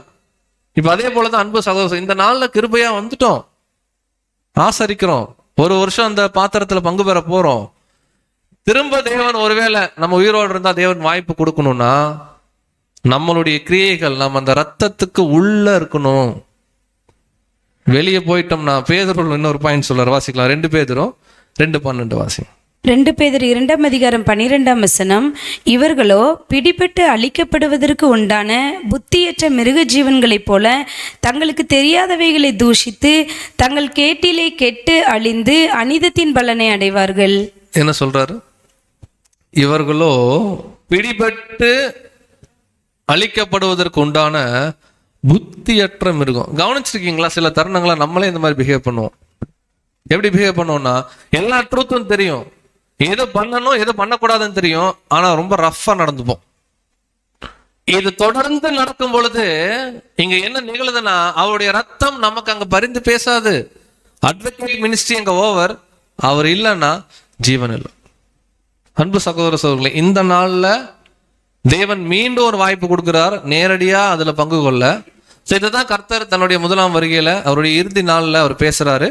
ஸோ அந்த பாயிண்ட் நம்ம நினைவு கூறலாம். மத்தேயு 26 27, 28. மத்தேயு 26 முதல், பின்பு பாத்திரத்தையும் எடுத்து ஸ்தோத்திரம் பண்ணி அவர்களுக்கு கொடுத்து, நீங்கள் எல்லாரும் இதிலே பானம் பண்ணுங்கள், இது பாவ மன்னிப்பு உண்டாகும்படி அநேகருக்காக சிந்தப்படுகிற புது உடன்படிக்கைக்குரிய என்னுடைய இரத்தமாயிருக்கிறது. பாருங்க, இந்த ரத்தத்தை குறித்து மாத்திரம் நம்முடைய ரட்சகர் அடிஷ்னலா ஒரு வார்த்தை பயன்படுத்துறார். என்ன வார்த்தைன்னா, இந்த பாத்திரத்தை அவர் தேவன்கிட்ட பிரேயர் பண்ணிட்டு, நீங்க எல்லாரும் இதுல என்ன பண்ணுங்க. அப்ப இது விசேஷமா முதற் பலன்களுக்கே கொடுக்கப்பட்ட பாத்திரம். இதுல நம்ம பானம் பண்ணணும். இதுல பானம் பண்றதுன்னா என்னன்னா, அந்த பாடுள்ள ஜீவியத்துல நாம என்ன ஆகணும், வாழணும். சொல்றாரு, இது பாவ மன்னிப்பு உண்டாகும்படி புது உடன்படிக்கைக்குரிய ரத்தம். நாளைக்கு உலக ஜனங்கள் ரட்சிப்புக்குள்ள வரணும்னா புது உடன்படிக்கை ஸ்தாபனம் ஆகணும். புது உடன்படிக்கையின் மத்தியஸ்தர் கர்த்தர் இயேசு, புது உடன்படிக்கையின் உடன் ஊழியர்கள் யாருன்னா நம்ம. இது நிகழணும்னா இன்னைக்கு இந்த மெய்யான ரத்தத்தை நம்ம என்ன பண்ணணும், பானம் பண்ணணும். இதுல ஏன் ஜீவன் இருக்குன்றாருன்னா, இது நமக்கு மாத்திரமே கொடுக்கக்கூடியது. அன்பு சகோதரர், இதை பவுல் பேசுறாங்க. வாசிக்கலாம். 1 கொரிந்தியர் பானம் பண்றது குறிச்சு 1 அதிகாரம் 24. கொலோசையர் 1:24 இப்பொழுது நான் உங்கள் நிமித்தம் அனுபவிக்கிற பாடுகளில் சந்தோஷம் அடைந்து கிறிஸ்துவனுடைய உபத்திரவங்களில் குறைவானதை அவருடைய சரீரமாகிய சபைக்காக என் மாம்சத்தில் நிறைவேற்றுகிறேன். பாருங்க, பவுல் அப்போஸ்தலன் சொல்றாரு, அவருடைய சரீரமாகி சபைக்காக என் மாம்சத்தில் என்ன பண்றேன். அப்ப கர்த்தர் இயேசு வைத்த முன்மாதிரியை அப்போஸ்தலர்கள் ஃபாலோ பண்ணாங்க. இன்னைக்கு அதுல கடைசி வாய்ப்பு யாருக்கு வந்திருக்குன்னா நமக்கு. நம்ம என்ன நினைக்கிறோம்னா சில தருணங்கள்ல எனக்கு உபத்திரவம் வரக்கூடாது, எனக்கு ரிஜெக்ஷன்ஸ் வரக்கூடாது, எனக்கு அவமானம் வரக்கூடாது. ஆனா அப்படியே தேவனுடைய ஒரு சாயலுக்குள்ள என்ன ஆகணும், போகணும். முடியுமா? ஒரு சாதாரண அழிந்து போகிற பொண்ணு புடமிடப்படுது. அழியாமை, சாவாமை, தெய்வீக சுபாவத்திற்கு இங்க இருக்கக்கூடிய அன்பு சகோதரியும் தேவன் மேல எடுக்கணும்னா அவ்வளோ ஃபில்ட்ரேஷன் இங்க நடக்கும்.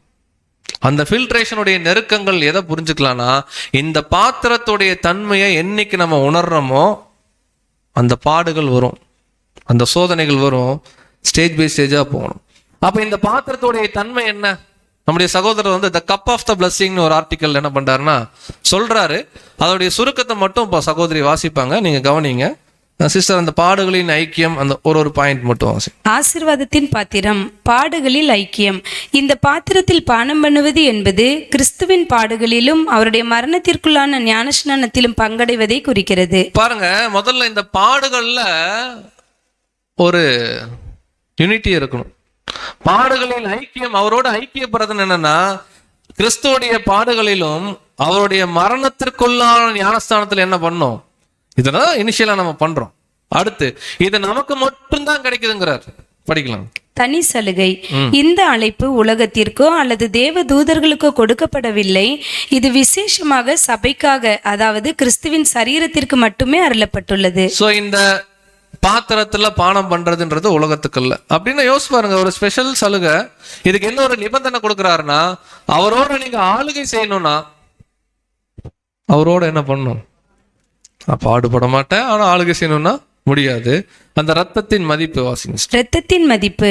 உடன்படிக்கையின் இரத்தத்தை சாதாரணமாக எண்ணுகிறவன் கொடிதான ஆக்கினைக்கு, அதாவது இரண்டாம் மரணத்திற்கு பாத்திரவான் ஆகிறான். அன்பு சகோதர சகோதரர்களே, அதாவது ரொம்ப எளிமையா இன்னைக்கு இந்த ரத்தத்தை எடுத்து பருகிட்டு இது கர்த்தருடைய ரத்தம்ங்கிறத உணர்ந்துட்டு துணிகர பாவங்கள் நாளையிலிருந்து நம்ம செய்ய ஆரம்பிப்போம் பாருங்க. இந்த பாவங்கள் எல்லாமே கவுண்டபிள். ப்ராபபிளி தேவன் ஒரு லிமிட் வச்சிருக்கலாம், நமக்கு தெரியாது.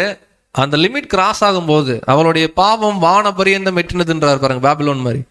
அதை தாண்டுச்சுன்னா வேற பலி இல்லை, நம்ம உயிருக்கு நம்ம தான் பொறுப்பாளி. தேவன் நான் என்ன இல்லை, பொறுப்பாளி இல்லைங்க. அப்படின்னா நம்ம எப்படி இருக்கணும், என்ன மாதிரி எச்சரிக்கையுள்ள ஜீவியங்கள் இந்த பந்தியை அனுசரிச்ச பிறகு நம்ம இருக்கணும்ன்றத ஒரு 3 பாயிண்ட் சொல்றாரு. முதல்ல நமக்கு ஒரு நன்றி உணர்வு எப்போ இருக்கணுங்கிறார். Passing sister. நன்றியுணர்வு. இருதயத்தில் நன்றியுணர்வும் மதிப்பும் இல்லாமல் இந்த பாத்திரத்தை பெற்றுக்கொள்பவர்கள் எவ்வித ஆவிக்குரிய பலனையும் அடைய மாட்டார்கள். இப்ப பாருங்க, ஒரு பிரதர் ஏன் இருக்கார், சகோதரியே இருக்காங்க, இன்னைக்கு வந்திருக்கிறாங்க. உதாரணத்துக்கு நம்மளா கூட அப்படி வச்சுக்கலாம். எந்த ஃபீலிங்குமே இல்லை, இன்னைக்கு வரணும், வரலைன்னா அது ஏதோ பெரிய தப்புன்றாங்க, அதனால வந்திருக்கிறேன். கொடுப்பாங்க, நான் என்ன பண்ணுவேன், அதை வாங்கி சாப்பிட்டு அந்த பானத்தை பருக்கிட்டு நான் போயிடுவேன். அப்புறம் எப்போ டைம் கிடைக்குதோ நான் என்ன பண்ணுவேன், தேவன்கிட்ட வருவேன். இப்படி ஒரு மைண்ட் செட் நமக்குள்ள இருக்குன்னா பிரதர் சொல்றாரு, அதாவது நன்றி உணர்வு மதிப்பும் இல்லாமல் இந்த பாத்திரத்தை பெற்றுக்கொள்கிறவர்கள் எந்த ஒரு ஸ்பிரிச்சுவல் பிளஸ்ஸிங்குமே அவங்களுக்கு இருக்காது. அப்ப இன்னைக்கு நமக்கு ஆவிக்குரிய ஆசீர்வாதங்கள் நம்ம சபையாக இருக்க அடுத்த படிநிலையை நம்ம கடக்கணும் அப்படின்னா அன்பு சகோதர சகோதரர்களே, முதல்ல நமக்கு வேணுன்ற உணர்வு இன்னைக்கு என்னன்னா தேங்க்ஃபுல்னஸ். நம்ம எவ்வளவு பெரிய பாவியா இருந்தோம், அந்த பாவியா இருந்த நம்மளை எப்படி தேவன் தூண்டில் போட்டு இழுத்துட்டு வந்து மாபெரும் ஒரு ஸ்லாக்கியத்தை கொடுத்து பரிசுத்தவான்களுடைய ஐக்கியத்தை நம்ம கொடுத்துருக்கிறாரேன்ற நன்றி உணர்வு முதல்ல நம்ம இருதயத்தில் இருக்கு. இந்த நன்றி உணர்வு இல்லைன்னா பிளஸ்ஸிங்ஸை நம்மளால என்ன பண்ண முடியாதுன்னா வாங்க முடியாது. பாயிண்ட் நம்பர் 2, மரணத்திற்கு ஏதுவான பாவம். சத்தியத்தை அறிந்த பின்பு வேண்டுமென்றே உடன்படிக்கையின் இரத்தத்தை அசுத்தம் என்று எண்ணி பின்வாங்கி போகிறவர்களுக்கு திரும்பவும் குணப்பட வாய்ப்பு இல்லை. நன்றி உணர்வு இல்லை, ஆனா நான் துணிகர பாவங்கள் இதுக்கப்புறம் என்ன பண்ணுவேன், செய்வேன்னா தேவன் திரும்ப நம்ம கொடுக்குற ஃபேர் வார்னிங் என்னன்னா வாய்ப்பு இல்லை. இதுக்கப்புறம் ஃபியூச்சர்ல நம்மளை திரும்பி தேவன் வந்து யோசிச்சு பாருங்களேன். இயேசு கிறிஸ்து கெத்செமனேல ஒரு பிரேயர் பண்றாரு. தேவனே, இந்த பாத்திரம் என்னை விட்டு நீங்க கூடுமானால் நீங்கட்டும், ஆகிலும் என்னுடைய சித்தம் அல்ல உங்களுடைய சித்தம்ன்றாரு. ஏன் அவர் பயப்பட்டார் அப்படிங்கறதுக்கு நிறைய விளக்கங்கள் நம்ம பார்த்தோம். அதுல ஒரு விளக்கம் என்னன்னா, ஒருவேளை நான் சின்ன தப்பு ஏதாவது பண்ணிட்டேன்னா உயிர் தள்ளவே முடியாது, எங்க அப்பா என்னால என்ன பண்ண முடியாது. ஆக்சுவலா அந்த உணர்வுல தான் இந்த பாத்திரத்துல நம்ம கையை வைக்கணும். ஆக்சுவலா நம்ம இந்த பாத்திரத்துல இன்னைக்கு ஒரு நாள் லிட்டரலா பருகிறோம், வருஷம் ஃபுல்லா மனதளவுல இருக்கிறோம். இந்த உணர்வு நமக்கு எப்படி இருக்கணும்னா, தேவனே நான் தெரிஞ்சோ தெரியாமலோ, தெரிஞ்சது கூட பண்ணுவோம், பாடத்துக்காக சொல்ல, தெரிஞ்சோ தெரியாமலோ நான் ஏதாவது தவறு பண்ணி உங்களை தரிசிக்காம போயிருவனோ, 2ஆம் மரணத்துக்கு நான் போயிருவனோ அப்படிங்கிற ஒரு பயபக்தி எந்த சகோதரனுக்குள்ள காணப்படுதோ அவங்களுக்குள்ள இருக்கக்கூடிய பாவக்கரைகள் குறையும். எந்த சகோதரி நான் பிதாவெல்லாம் பார்க்கவே வேணான்னு இன்டைரக்ட் மைண்ட்ல வச்சிருக்கிறாங்களோ அங்க பாவ உணர்வு ஜாஸ்தி ஆகும். இப்ப நம்ம பிதாவை பார்க்கணும்னு ஆசைப்பட்டோம்னு வச்சுக்கோங்களேன், உயிர் தெழுதல்ல இப்ப நம்ம செத்துட்டோம், இன்னைக்கு நமக்கு உயிர் தெழுதல் வேணும் அப்படின்னா அதே ஜபம் தான் அங்க காணப்படணும். கரெக்டா இல்லைங்களா? அந்த பாத்திரத்துல நம்ம பானம் பண்ணணும். ஆகிலும் சின்ன பிழை கூட நான் பண்ணக்கூடாது, பலவீனத்துல பண்ணா கூட எனக்கு எப்படியாவது சொல்லி என்ன பண்ணுங்க, திருத்துங்கன்னு ஒரு மைண்ட் செட் நமக்குள்ள இருந்தா மட்டும்தான். இல்லைன்னா 2ஆம் மரணத்துக்கு வழி நடத்துன்றார். 3வது பாயிண்ட், தேவனுடைய ஜட்ஜ்மெண்ட் பேசுறார். தேவனுடைய நியாய தீர்ப்பு. ஒருவன் இந்த கொடிய பாவத்தை செய்து விட்டானா என்பதை தீர்மானிப்பது கர்த்தருக்கே உரியது. நாம் ஒருவரை ஒருவர் நியாயம் தீர்க்க கூடாது. ஒருவேளை இந்த பில்டிங்குள்ள ஒரு பிரதர் இல்ல, நம்மளாம் ஒரு ஜட்ஜ்மெண்ட் கொடுத்துக்கலாமா? பாருங்க ஒரு மெமோரியலுக்கே வரல, அவ்வளவுதான் அப்படின்னு சொல்லாமானா, பிரதர் சொல்றாரு அது நன் ஆஃப் யுவர் பிசினஸ்ன்றார். ஏன்னா வசனம் தெளிவா எப்படி சொல்லப்படுதுன்னா, அது நம்முடைய வேலையல்ல. எப்படி சொல்லுதுன்னா, நம்மை நாமே நிதானிக்கணும். இந்த நிதானி தரிதல் என்பது அன்பு சகோதர சொல்ல அநேக முறை பலவீனத்துல என்ன பண்ணுவோம்னா, இன்னொரு சிஸ்டருடைய பலவீனத்தை பார்ப்போம், பிரதரை பார்ப்போம். இங்க ஃபுல் ஃபோக்கஸ் நம்ம தான், வேற யாரையும் நியாயம் தீர்க்க நம்ம ரெடி இல்லை. இந்த ஆசீர்வாதத்தின் பாத்திரத்துல நம்ம எல்லாரும் என்ன பண்ணோம்னா, இன்னைக்கு லிட்டரலாம் பானம் பண்ணணும். லிட்டரலாம் பானம் பண்ண இந்த ரத்தத்தை அடுத்த 1 வருஷத்துக்கு நம்ம இருதயத்துல சுமந்தவர்களா இருக்கணும். சுமந்துட்டு இருந்தோம்னா நமக்குள்ள ஜீவன் இருக்கு. அப்ப நம்ம சுமந்துட்டு இருக்கோம் அப்படிங்கறது எப்படி புரிஞ்சுக்கலாம் அப்படின்னு கேட்டீங்கன்னா, சகோதர அன்புன்னு ஒண்ணு படிப்போம் இல்லைங்களா? சகோதரன் இடத்துல அன்பு செலுத்துறவன் ஜீவனுக்குள்ள நிலைத்திருக்கிறான்னு பாக்குறோம்.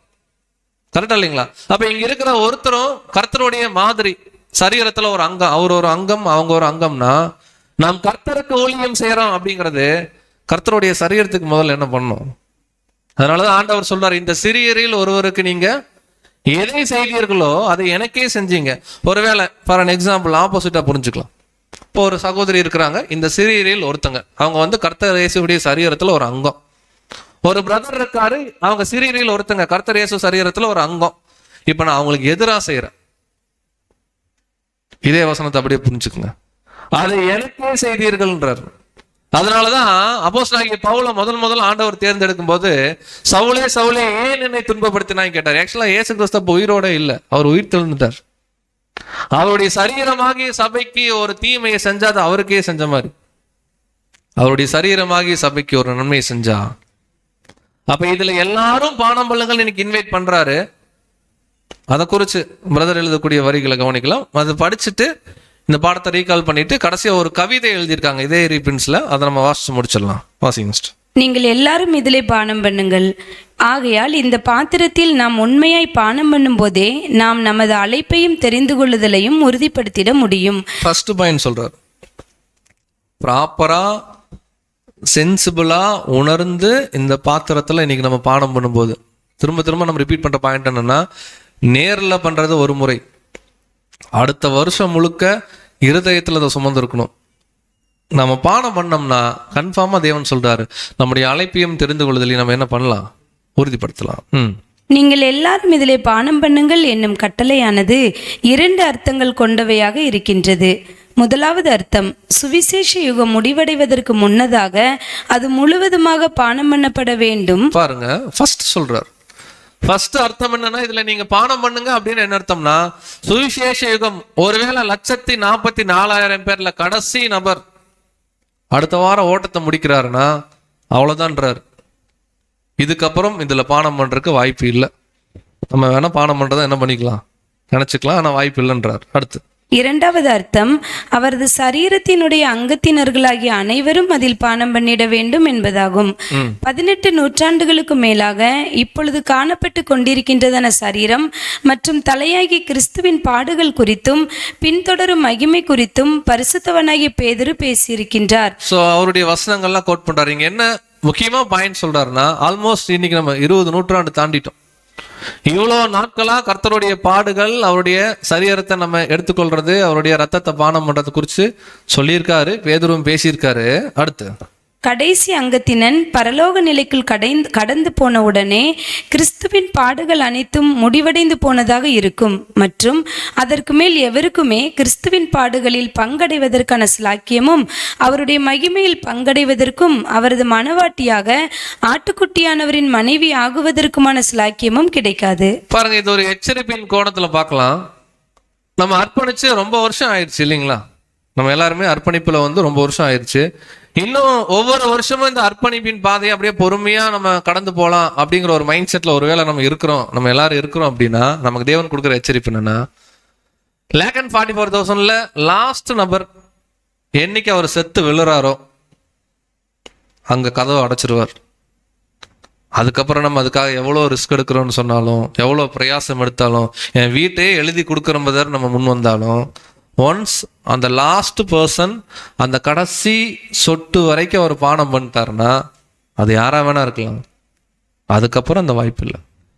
அப்ப இப்பொழுதே இதுல எல்லாரும் பானம் பண்ணுங்கன்னா என்ன அர்த்தம்னா, அவருடைய அந்த அவமான பாத்திரத்தை முழுமையா புரிஞ்சு கொண்டு அந்த அர்ப்பணிப்பின் பாதையில எவ்வளோ சீக்கிரம் நம்ம சபையா மாற முடியுமோ அவ்வளோ ரிஸ்க் நம்ம எடுத்தாகணும் இந்த ட்ரூத்ல. ஏன்னா டோர் எப்போ வேணா என்ன ஆகும். முன்னாடியே பிரதர் சொன்னாங்க, அடுத்த வருஷம்லாம் இன்னைக்கு இருக்கிற கண்டிஷன்ல நடக்குமா அப்படிங்கிற மாதிரிலாம் சொன்னாங்க. அடுத்த வருஷத்துக்குலாம் போக வேணாம். பிரதர் நீங்க சொல்ற பாயிண்ட் என்ன, அந்த கடைசி நபர் கோர்ஸ் முடிக்கிறார், அவர் யாருன்னு தெரியாது, இன்னும் எத்தனை பேருக்கு வாய்ப்பு இருக்குன்னு தெரியாது, எப்போ முடியும்னு தெரியாது. அந்த மூமெண்ட்ல மேல டோர் க்ளோஸ் ஆயிரும். நீங்க டோர் ஓப்பன் பண்ணி வச்சுக்கங்க பண்ணிக்கங்கன்ற தேவன், அது பிரச்சனை இல்லை. அங்க டோர் க்ளோஸ் ஓப்பன் ஆகும், அங்க க்ளோஸ் ஆயிடுச்சுன்னா வாய்ப்பு. அப்ப அவருடைய ரேன்சம் முதல்ல நமக்கு பொருந்தது. அவர் சொல்றாரு, இந்த ரத்தம் வேற யாருக்குமே இல்லை, இது உங்களுக்காக தான்றாரு, உலகத்துக்கு கிடையாது, அவங்களுக்கு சரீரம் மட்டும்தான் பார்க்குறோம், ரேன்சம் மட்டும்தான். இந்த பாடுகள்ல மிச்சத்தை நம்ம அனுபவிக்க வந்திருக்கிறோம். பாடு வரும்போது இனிமேல் வேணான்னு சொல்லிடுவேன். எனக்கு நிறைய பாடுகள் கொடுங்கன்றது தான் இன்னைக்கு மெமோரியில் என்ன பண்றோம்னா சொல்றோம். நமக்கு உபத்திரவங்கள் வரும்போது கர்த்தர் இயேசுவுடைய சாயலுக்கு நம்ம ஒப்பா மாற போறோங்கிற நம்பிக்கையில எல்லாத்தையும் தாங்கணும். அப்படி தாங்குற விஷயத்தை தான் இந்த வசனத்துல சொல்றாரு, என்னுடைய ரத்தம் மெய்யான பானம். இறுதியா ஒரு கவிதை இருக்கு, சகோதரி வாசிப்பாங்க, நம்ம விளக்கம் கொடுக்க போறது இல்லை, நீங்க அந்த கவனிச்சுக்குங்க. கவனிச்சோன்னா நம்ம பாடத்தை முடிச்சிடலாம். வாசிங்க சகோதரி. யூத பலிபீடத்தில் கொல்லப்பட்ட எல்லா மிருகங்களின் இரத்தமும் குற்ற மனசாட்சியை தனித்திடாது அல்லது கரைகளை முற்றும் கழுவாது. ஆனால் பரம ஆட்டுக்குட்டியாகிய கிறிஸ்து நமது பாவங்கள் அனைத்தையும் நீக்குகிறார். உயர்ந்த நாமம் உடையவரின் ஒரு பலி அவைகளை காட்டிலும் விலையேற பெற்ற இரத்தம். எனது ஆத்துமா திரும்பி பார்க்கிறது அவர் சுமந்த சுமையை, அவரது ஜீவனை எனக்காக ஊற்றும் பொழுது அங்கே பார்க்கிறது அதன் மீட்கும் பொருளை. ஸோ இதில் ரொம்ப இம்ப்ரெசிவான பாயிண்ட் என்னன்னா, இது ரீபின்ஸ் 5640 பிரதர் எழுதியிருக்காங்க. பஸ்காவின் தெளிக்கப்பட்ட ரத்தத்தில், அதாவது ஜென்ரலாக பழைய ஏற்பாட்டில் நிறைய மிருகங்கள் கொல்லப்பட்டிருக்கு, ரத்தம் வந்திருக்கு, அது யாருடைய பாவத்தை நிவர்த்தி பண்ணல. ஆனா பரம ஆட்டுக்குட்டி நமது பாவங்களுக்காக அவர் மரிச்சது எல்லா பாவத்தையும் நீக்குது. இன்னொரு பாயிண்ட் சொல்றாரு, ஃபர்ஸ்ட் பாடத்துல பிரதர் சொன்னார் பாருங்க, உயர்ந்த நாமம் உடையவருடைய ஒரு பலி எவ்வளவு விலையேறப்பட்டது. எனது ஆத்மா திரும்பி பார்க்கிறது அவர் சுமந்த சுமையை, அவரது ஜீவனை எனக்காக ஊற்றும் பொழுது அங்கே பார்க்கிறது அவருடைய மீட்கும் பொருள். அப்ப அவருடைய ஜீவன் நமக்காக அவர் சிந்திருக்காருன்னா அந்த ரத்தத்துல நம்ம என்ன பார்க்கணும்னா அந்த ரேன்சம் பார்ட். அப்ப அந்த ரேன்சமை இப்பவே வாங்கிட்டோம் நம்முடைய கான்சென்ட்ரேஷன்லயே, கரெக்டா இல்லைங்களா? வாங்கின நமக்கு ஒரே வாய்ப்பு தான், ஜெனிப்பிக்கப்பட்டாச்சு, ஆவியில பிறந்தே ஆகணும். ஆவியில பிறக்கல அப்படின்னா பிதாவை தரிசிக்க முடியாது. எப்படி கெத்சமனில நம்முடைய ரட்சகர் ஒரு ஜபத்தை வச்சாரோ, அன்பு சகோதர சகோதரர்களே, நம்முடைய ஜபமும் அப்படியாக தான் காணப்படணும் இந்த நாள்ல. ஏன்னா அவர் நம்பி வாய்ப்பை கொடுத்துட்டாரு, நம்மளும் நம்பி அர்ப்பணிச்சிட்டோம். இந்த அர்ப்பணிப்புல பின்வாங்கி போகக்கூடாது அப்படிங்கிறது கூட இந்த பாடத்தில் புரிஞ்சுக்கலாம். ஆனால் ஒரு ஆசீர்வாதம் என்ன கொடுக்குறாருன்னா, அவருடைய ரத்தம் மெய்யான பானமாக இருக்குது. நம்ம சரியான புரிந்து கொள்ளுதல்ல அவருடைய ரத்தத்தை நம்ம எடுத்துக்கொண்டோம்னா நமக்குள்ள ஜீவன் இருக்குது அப்படிங்கிறது கூட. ஸோ இந்த பாடத்தில் நம்ம புரிந்து கொண்டு வரக்கூடிய அந்த மாலை வேளையிலே நம்ம அனுசரிக்கிற அந்த ஒரு நினைவு கூறுதல் அடையாளங்களில் முழு மனதனுடனே கூட உத்தமமாக நம்ம அனுசரிக்க தேவன் தாமே கிருபை செய்வாராக. பொறுமையோடு கேட்டவங்க அனைவரையும் தேவன் தாமே ஆசீர்வதிப்பாராக. ஆமென்.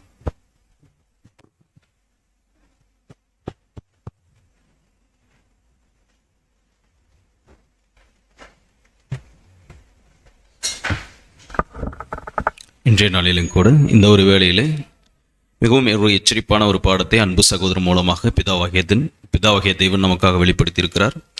இப்படியாக வெளிப்படுத்திய பிதாவாகிய தேவனுக்கு நம்முடைய இரட்சகராகிய இயேசு கிறிஸ்துவின் மூலம் துதிகளையும் ஸ்தோத்திரங்களையும் ஏறெடுத்துக் கொள்ளலாம். தூது கொடுத்த அன்பு சகோதரர் அவர்களுக்கும் நம் அனைவரும் சார்பாக அன்பையும் வாழ்த்துக்களையும் கூட தெரிவித்துக் கொள்கிறோம். மேற்கொண்ட ஒரு சில அறிவிப்புகளை அன்பு சகோதரர் ஜேம்ஸ் பாஸ்கர் அவர்கள் அறிவிப்பார்கள்.